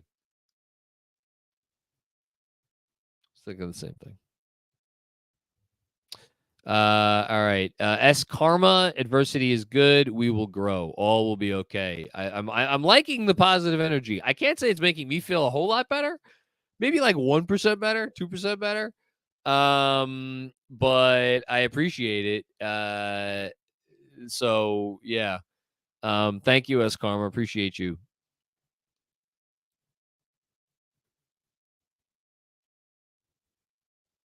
Todd Rahulik, what's going on, Todd? Didn't see super chats before, but 8 seconds left in the fourth quarter, no timeout. Yeah, I mean they opted to just let trust Brunson with the possession. Didn't not let the Sixers get set up on defense, which like again, I get it. I thought like he drove it, the shot wasn't close. It turned out to not be the best shot, and would have been pretty cool if it was to say it would have been pretty cool if it went in. Like that feels silly because it wasn't even close, but yeah. Okay. You're muted. So I have a clip. If you want to go relieve yourself, I can. I'll be back in 30 seconds. John needs a breather. Thank you, everybody. We still have 2,800 people watching live with us. We greatly appreciate it. Yeah, one of the most devastating nights in Knicks history. Hopefully, this team fights back. Gonna play this clip for everybody. If you can hear. So this is after the Hart free throw to make it a 3-point game. I'll let you guys listen. The lead to 3. 15 seconds to go. Gotta go. Maxey with 38. Maxey to tie the. All right, I don't want to watch the shot go in, but you see, if you look at Tibbs right there, is on the court yelling foul. In fact, I don't even hear this. Okay, but he's yelling foul, and then they did not foul. Man. I am hoping how special this team has been for us this year that it continues to shine. So I'm gonna play it for John now that he's back.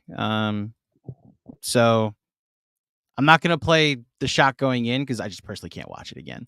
But I want you to hear.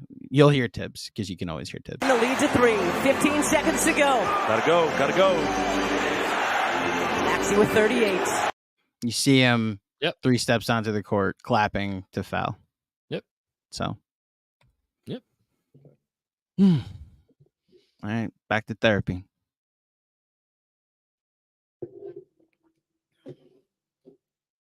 Andrew German, one of those two. Andrew, need to figure out the starts of the games. Terrible in 4 out of the 5. Free throws were terrible in game 4 too, and got away with it. Not tonight. I don't know. Yeah, I just don't know what the magic elixir is at the starts of the games. It's not like I think they're coming out without like the proper level of focus or certainty or not certainty. That's what I'm saying. Like I think they're coming out like I don't know. Maybe what it is, it's like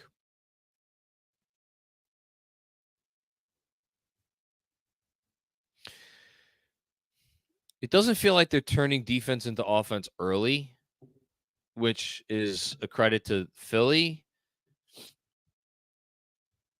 Because that's really been their best. That's when they get going in these games, when they're making these runs, it's the defense, it's turning the defense into offense. I don't know what it is. But I agree with you. It would behoove them. In game 6 to come out with a little and just be better. I can't believe we have to play game 6.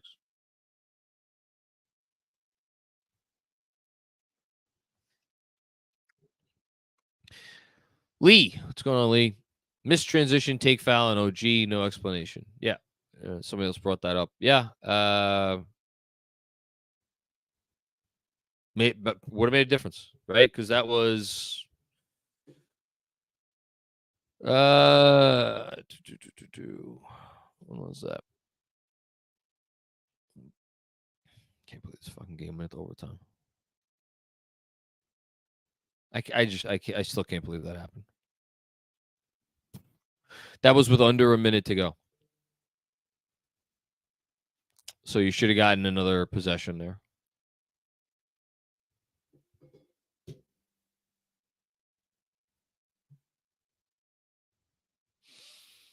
Thanks, Lee. Hush Sue. Hey, Hush. Maxey wasn't missing. Our centers needed to play up more on him. Embiid can't roll in because of the knee. Not sure why they give him so much space anyway. Hush, I appreciate the contribution, the comment. Like the notion that there's like some foolproof way to guard that combination is lunacy. Like you play up on him, he's going to blow right the hell by you. And then it just starts the dominoes falling, like Embiid. Like I'm not sure what you want them to do. You want the centers to play up, and then what do you want to have happen? You want any way you cut it. Like if you play all the way up on him, he's gonna blow by you. He's blown by everybody. He's blown by Deuce. He's blown by OJ. Like, the guy, like you're trying to guard him with your team because he has earned that level of respect without compromising everything else in your defense. And there's a guy on the floor with him most of the time that is I know he's not playing at an MVP level right now, but the dude still has his touch. And like and the dude still has his like savvy, like drawing free throws when he, I know he didn't do it tonight. Okay, he was bad tonight, but like the notion that it's like, it's all right, just let Joel Embiid beat us. Like no, you still got to respect. Like part of why Embiid I think struggled tonight is because of everything the Knicks threw at him. So it's like to just assume you throw the extra tension at Maxey and it's all going to be okay. It's like these guys force you to make really, really difficult compromises. As I'm looking up, and Milwaukee is up 84-65 on Indiana. My Lord, in the late third quarter.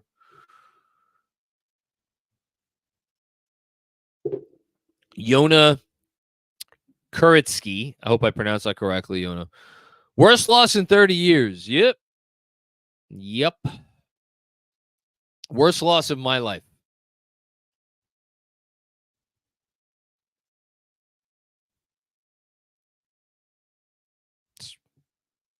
I mean, Game 7 of that 94 Finals was that. I mean, as much as a 11-year-old could feel, like the world is ending. That was bad. But yeah. But damn, it feels great to matter again. It does. It's not feeling that way right now. Nearly wept when the crowd rose when JB was bringing up the ball in the fourth. More than Ewing's Knicks. This is the right group. Go Knicks and God bless KFS. Well, that's very kind of you to say. I appreciate that, Yona. Thank you very much, and thank you. That's a very generous contribution. There's so much. That's the hard part. Is this group gives you nothing but reasons to love them. And so for them to have this, for this to be the thing that happened in the biggest spot of the season,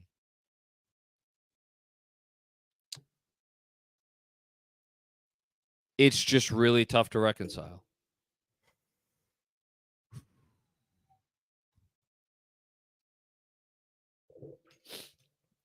Thank you, Yona. Nick Greenberg, what's going on, Nick? Assume the Knicks won. Okay.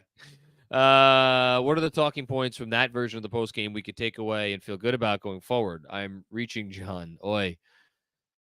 That they didn't. This is going to. You want to talk about twisting the knife?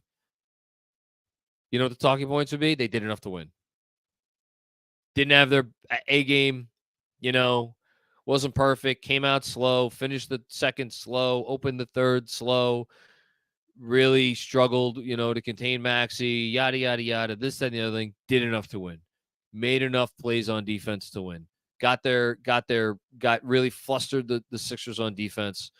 I keep going back to it because that's what they did. Turned defense into offense. When a guy needed to hit a three, a guy hit a three. Hart hit a three. DiVincenzo hit a three. And then the thing that I was going to really go with is how cool it was to see our superstar, Jalen Brunson, trust the young Deuce McBride in that pivotal moment and pass off to him, and to see Deuce make that shot. The trust factor there, and what it says about this team, that it's from Brunson all the way down to the, whoever's on the bench. It's everything, and I don't know. I'm in terms of X's and O's, the Sixers did some real good stuff tonight, but what they did, so much of it was was from Tyrese Maxey just being unbelievably good. And if he's going to play like that, it's a really freaking hard team to beat. That's the tough part. And yet, as I would have said if they won, and they found a way, except they didn't. Thank you, Nick. Kanyan Pepper, what's going on, Kanyan? I guess we can call it a wash after game 2. Peace. Yeah. Yeah. Yeah. OG team. It takes a playoff career high from their best player to beat us. I don't know.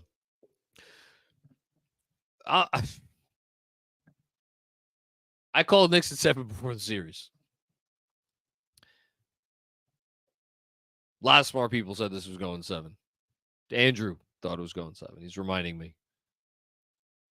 I really hope it doesn't go 7. But if you were an objective NBA fan and you weren't sitting here and you weren't having utmost faith in your team and the whole thing, you'd be like, oh, that series is definitely going to go 7 now. And look, if it's game 7, it's the fourth quarter, it's a close game, I'm going to trust our guys to win it. I just am. And it'll feel like the most exhilarating thing in the world if that's what it comes down to. It's just...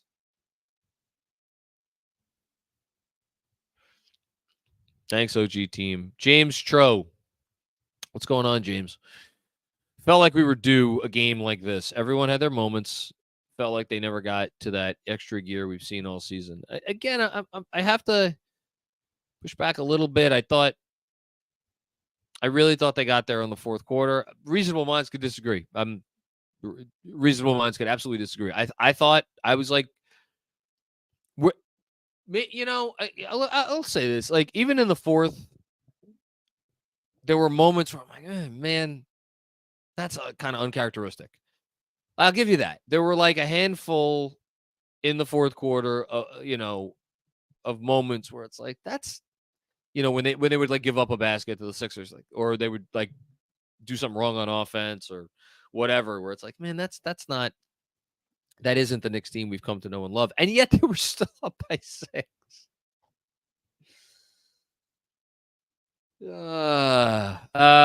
As far as being due, yeah, I mean, sure.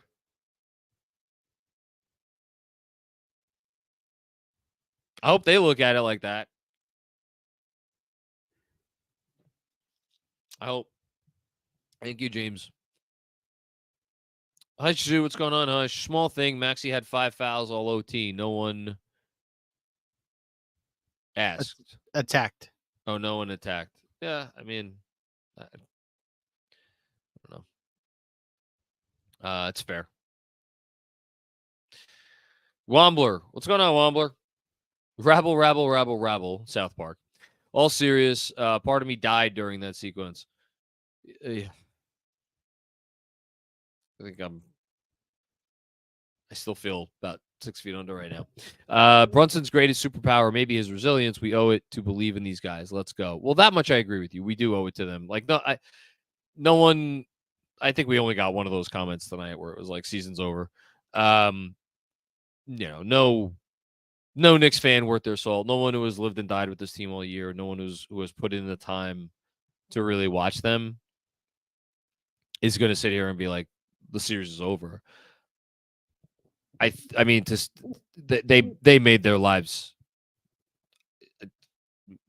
How much they made their lives tougher, like, cannot be measured. I mean, they just, they had the game won, and that's it.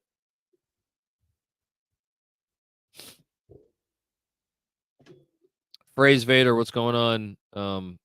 Phrase Vader.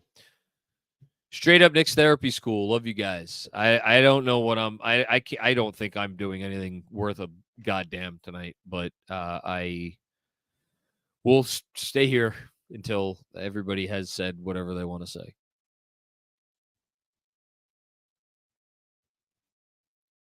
Bernard Richardson. Let's go Knicks. Let's go Knicks indeed. I stand with every member of our team through it all. See you Thursday. We fight. Well, I hope that's like the biggest thing. And if you wouldn't mind including the coach in there too, like they've all of these guys have made us so proud as fans to the point where I think there's a great argument that there's not a fan base in the NBA this year that has a right to be as proud of their team as we have a right to be proud of this team. That does not vanish in 30 seconds. That cannot vanish. How fickle of a fan base would we have to be for that to vanish in 30 seconds? It can't. You can't have that. No. Again, that's why I said it at the top. You win as a team, you lose as a team. We still have their back. All of them. All of them. Thanks, Bernard.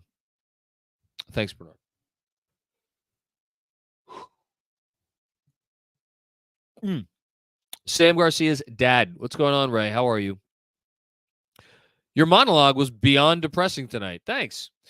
The Knicks gave this one away at the end. They won't make the same mistake again. We're going to win this at home at the Wells Fargo. No doubt. Knicks in 6.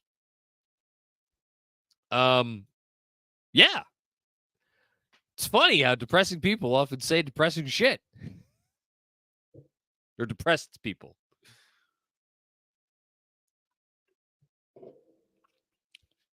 Hope you're right.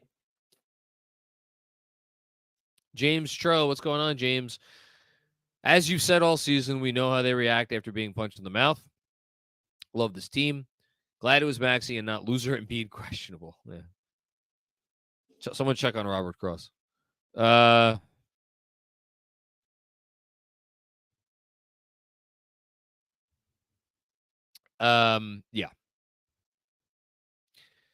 Stephen Peoples. What's going on, Stephen Peoples?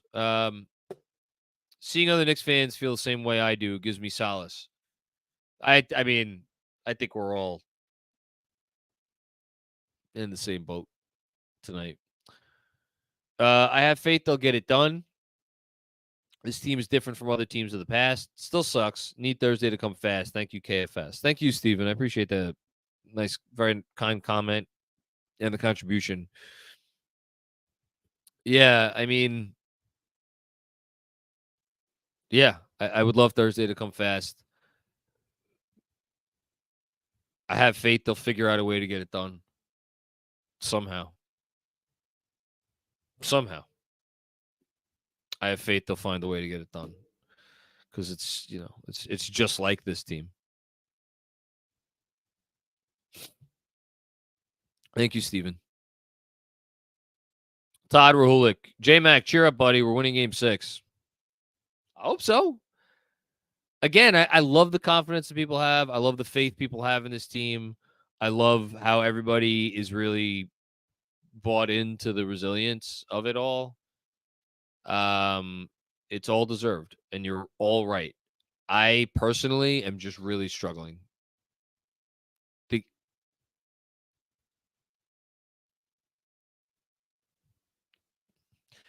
I guess I'm struggling because I'm dwelling on what happened.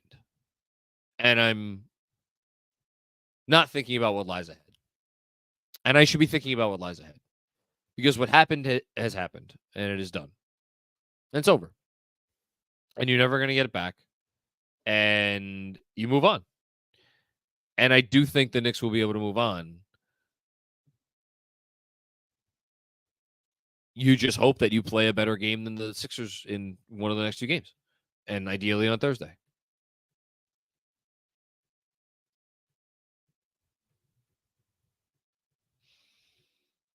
Mark Sable, what's going on, Mark? I hope you're doing well, my friend. If Sunday was the best win since the 90s, this was the worst loss. I still believe in this team, though. Yeah. I agree with you on the worst loss part that I've ever seen.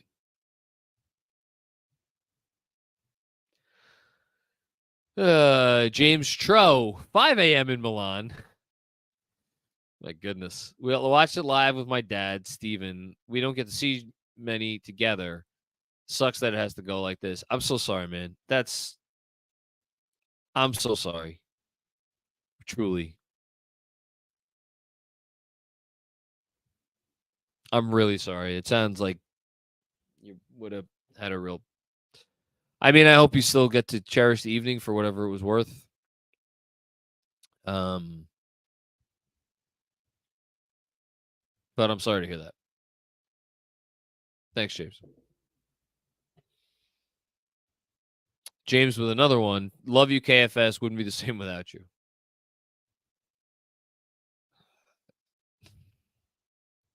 I mean, I'm very happy I don't have to go through this by myself tonight. You know, I've talked about how, like, as a kind of a self-preservation thing, because I'm so just out, and I'm just like I'm out there all the time. Like, I'm either in front of you guys here, or I'm writing a newsletter, whatever it is. Like, as a self-preservation method, like, over the last couple of years, I've kind of developed the ability to, if like a terrible loss happens, or like something else happens that's bad with the team, it's like, when I get off of here, or when I close the laptop and I'm done writing for the day, I've gotten really good at, like, not putting it behind me, but just like kind of moving on. You know, it's like, okay, it's done. We discussed it. Did what we could do. You move on. Nothing you can do about it. This is the reminder that no matter how long I do this, I'm just like, if you're like, I'm already thinking about how I'm going to wake up tomorrow morning. And again, I apologize. I know of all of the inane references I make on these post games, the ones I make to Sex and the City are probably the ones that are like, real, like, why, Macri? I can't help it. It's my favorite show ever. But I'm not gonna quote the show. I'll quote the movie, which is not necessarily a classic, but has some redeeming moments.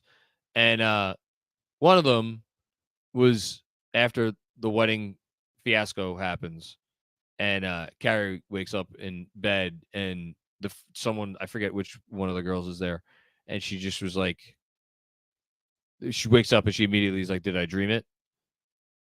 And then she realizes she didn't dream it.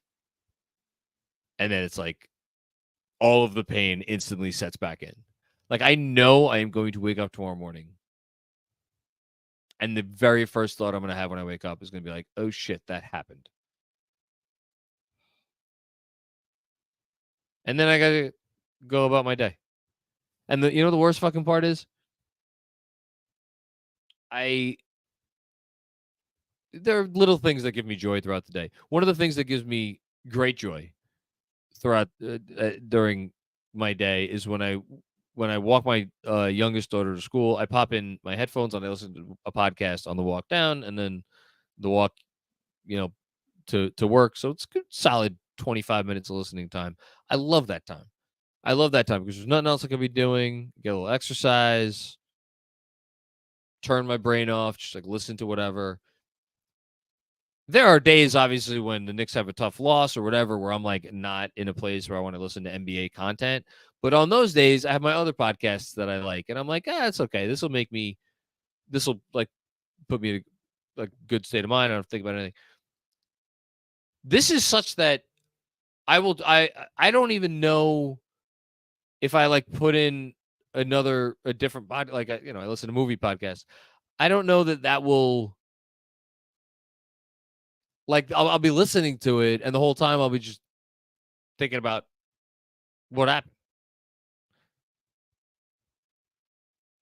And so you can't even enjoy distractions.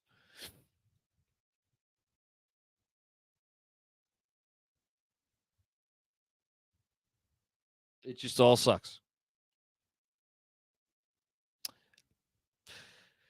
Sorry for that little diatribe. Wilton Moran, what's going on? Wilton, how are you, sir?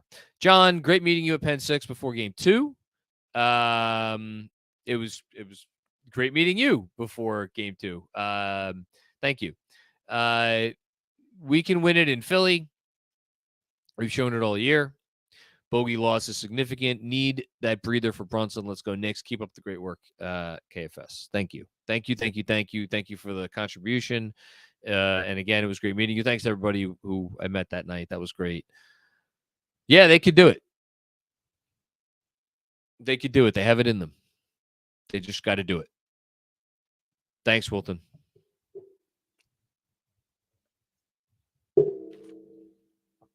Todd with another one. What's going on, Todd? J-Mac, ticks were skyrocketing when I bought my ticks for game 6. You know what that means. Joel and Bitch going to be big sad how many of us are there. Hashtag Nixon 6. I mean, I'll be very curious to see how many Knicks fans show up for game 6 and how loud they are and like all that kind of stuff. I'll be very, very, very, very, very curious. Good for you, man, that you're going, though. Truly. Like, on behalf of all Knicks fans, I appreciate it. Anyone who's going to game 6. Like, you have our love and admiration.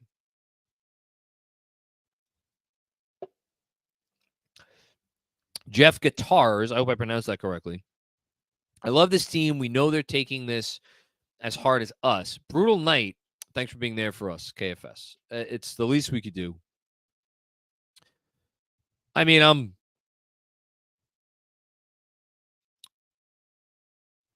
I'm sure they're feeling it, and at the same time, I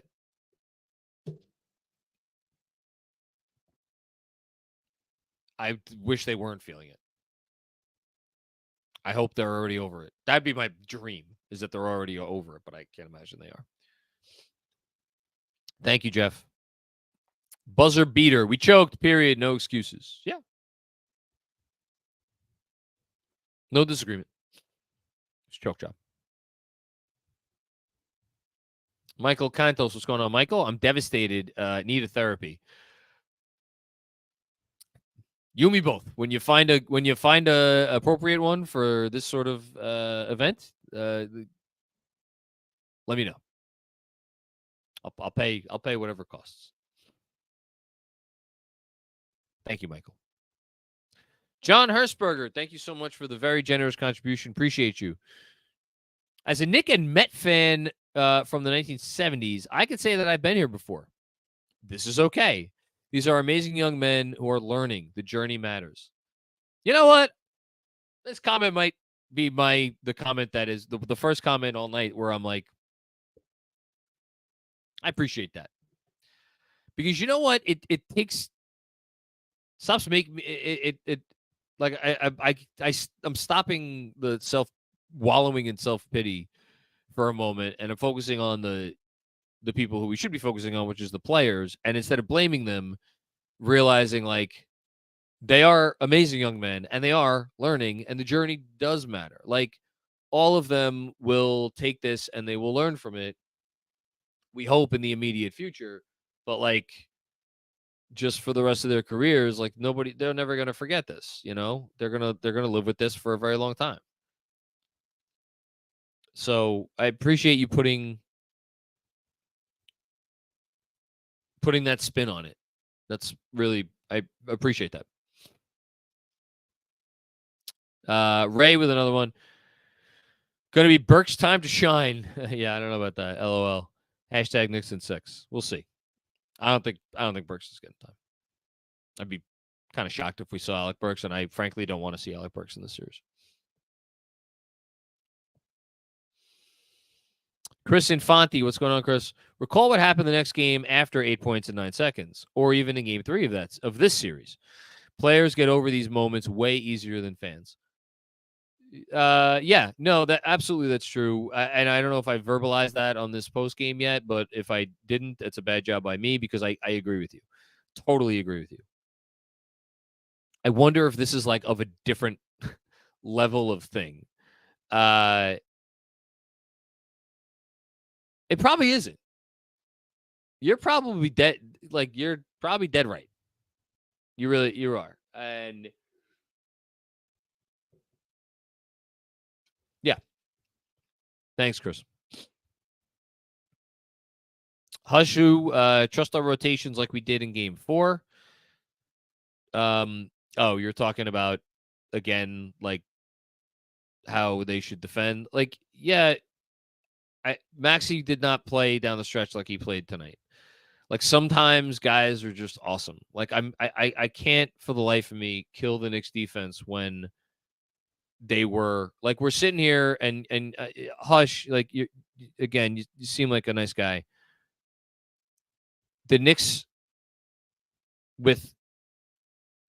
after the McBride jumper, the Sixers were sitting there with 90 points with 28 seconds left in the game.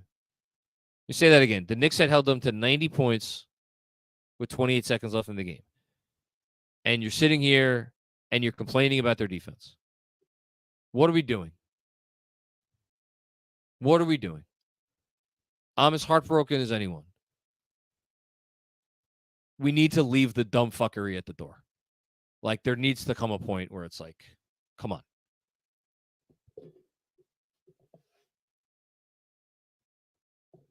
Todd with another one. Thank you, Todd. J-Mac and GMAC. It kills me to see you guys so sad. It shouldn't. Don't worry about us. We'll be fine. You guys have to forget the last 25 years. Just remember this team. We are winning this series. I think they will win the series. I really do. I think they're going to win the series. I just like, again, you're asking me the God's honest truth right now. My gut is we're here. This is going to 7. That's my gut. And I hope I'm wrong. There have a lot of times I haven't showed faith in this team, and I have been made to feel ridiculous afterwards. You look like, how could you not have faith in this team, Macri? Like, they've showed you so much. This is just one of those series. It felt like it was going 7 for me before the series started, and so, like, I don't know. I guess maybe some sports fans like revel in the, like our commenter from a few comments ago said, like, you appreciate the journey. I'm very much of the boat of like, yeah, how about we just win every game by 25? You know, obviously that's not realistic, you know. So that's not what being a sports fan is. Being a sports fan, you take the devastating losses and the great wins, but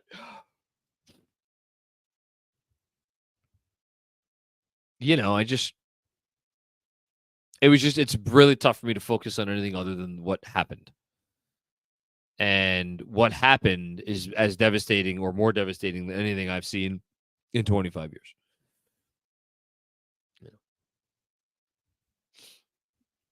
Todd with another one. We got a lot more from Todd, apparently. Guys will be dialed in tomorrow. I'll be there. We're winning this fucking game. I will eat a cheesesteak and in bitch's heart. I hope you do. Like, I'm trying to think of a movie where somebody ate somebody's heart.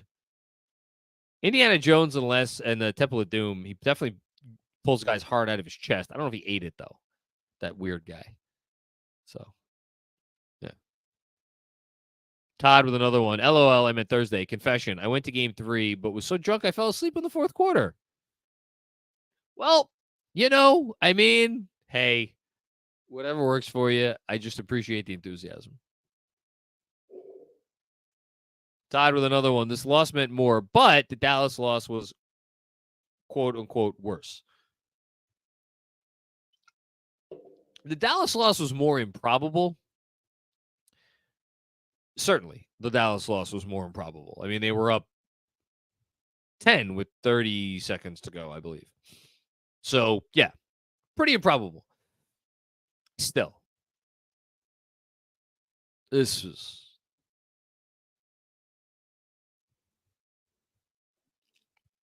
Thanks, Todd. Paul DeSantis, what's going on, Paul? How are you? JM, I have seen so many heartbreaking losses over the years. It's easier for players to flush it than us fans. They will respond and win in 48 hours. I hope so. We got a lot of people showing a lot of confidence in this team. I love to hear it. And I am very much a bit ashamed of myself that I can't espouse the same. Again, I'm not blaming them. Not the last thing I would do is blame them. I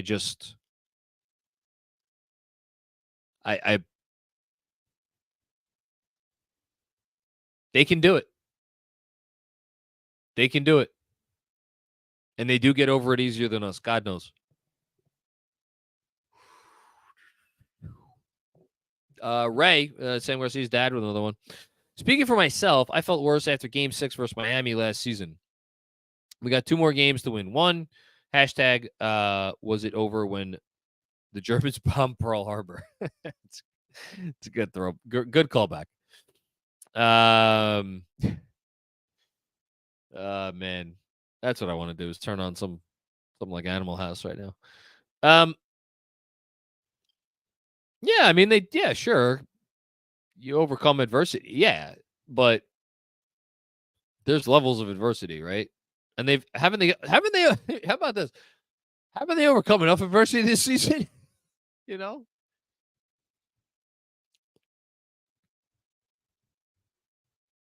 Thanks, Ray. All right, we're on down the home stretch here. The Maine Connects. What's going on in the Maine Connects? This loss is a good thing. Well, I can't wait to hear why. To be a championship team, they need to overcome moments of adversity like this. Easy road to the finals is not a good thing later on. Man, I'm not gonna dismiss that comment out of hand.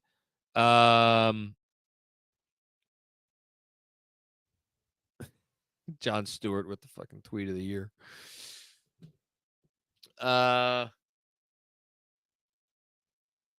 Because I agree with you. Whatever doesn't kill you makes you stronger. I believe that. Again, I'll refer back to my previous comment. I think this team has overcome enough adversity already for one lifetime.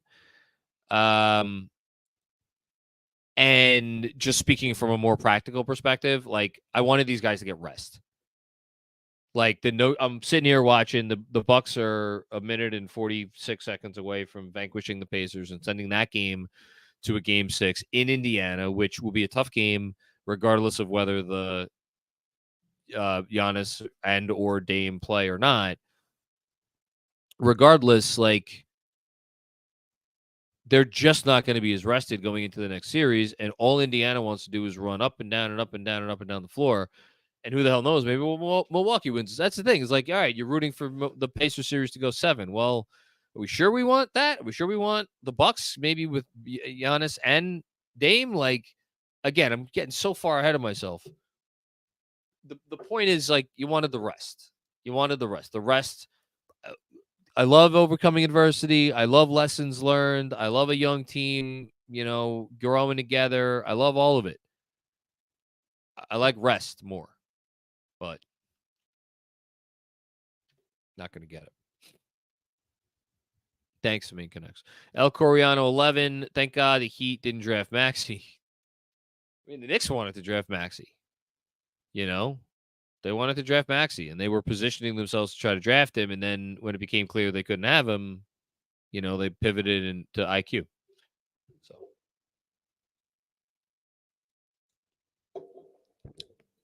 thanks, El Coriano. Sean with a W. Oh, boy. What's going on, Sean? Belated happy birthday. I don't think I actually wished you a happy birthday on your birthday. So, happy belated birthday. The irony of Mitch being in the game late because iHeart can't stop defending Embiid with his hands. Yeah. Again, I thought Mitch was awesome. Like, his defensive performance against Embiid in this fourth quarter, I really, that was going to be one of my leads. It was going to be one of my leads. Mitch was so good defensively. He was so good defensively. Until the end.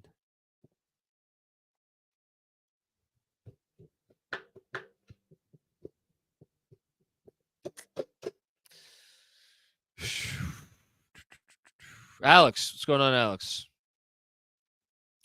John, wait for the film breakdown. Nurse figured out heart on Maxey. Seemed like he did. There are tweaks that Tibbs and Brunson will figure out to come out even better for Game 6. Yeah, I mean, Tibbs is going to make adjustments. I mean, this series has been a back and forth series. Like, it's been a real back and forth series. So,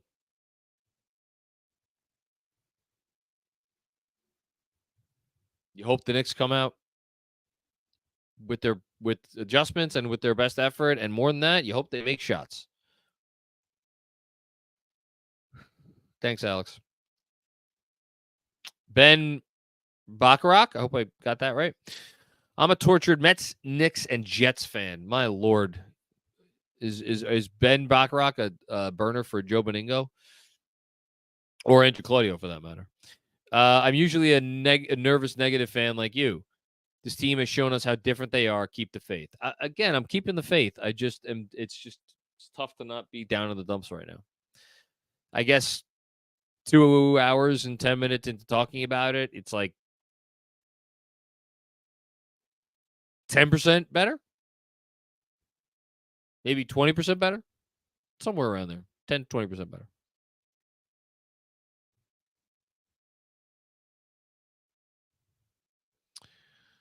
Todd with another one. I will be loud as fuck as long as I don't fall asleep. Please don't fall asleep with the game. Which I think that game now, I'm pretty sure the game's going to be at, I think the game's going to be at 9. 9 p.m. officially. Man. Okay. Please don't fall asleep.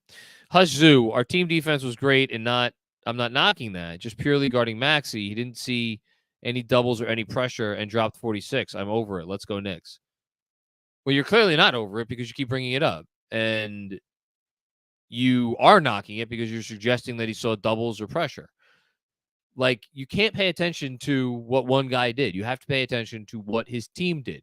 Because oftentimes when a guy goes off, like, I'm not going to say that that's part of the game plan, but when you're guarding an offense that has as many different options as the Sixers offense has to beat you, and they have 2 pretty damn good ones, to say nothing of some supporting players that have shown their ability to, like, not be, like, corpses, you have to pick and choose your spots. 90 points with 30 seconds left. I'll say it again. 90 points with 30 seconds left. What are you complaining about? Ask yourself that. Really, ask yourself that. What are you complaining about? 90 points with 30 seconds left. What are we doing here? There's a million and one things to complain about. No, I'm not done with them yet. There's a million and one fucking things to complain about tonight. And you're harping on the one goddamn thing that needs not be complained about. Get a clue.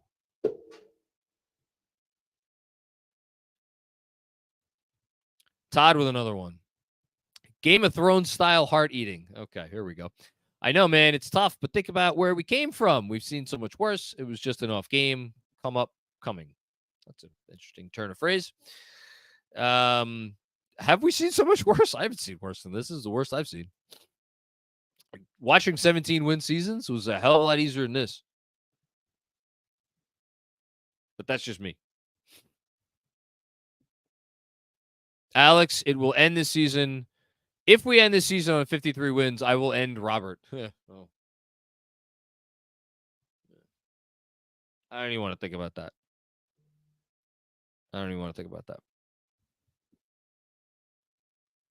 Oh, we're done. Okay. Thanks for tuning in.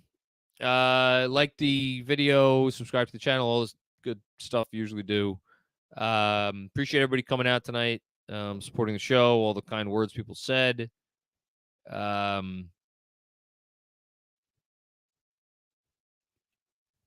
Really appreciate all the positivity from people who are like, hey, let's not throw any dirt on a team that has been as resilient as any team we've ever known. I love those sentiments. I'm sure I will begin to internalize them more as the days go forward. It's a tough night. So thanks everybody for watching, and we'll be back with more fun and games before you know it. Peace out.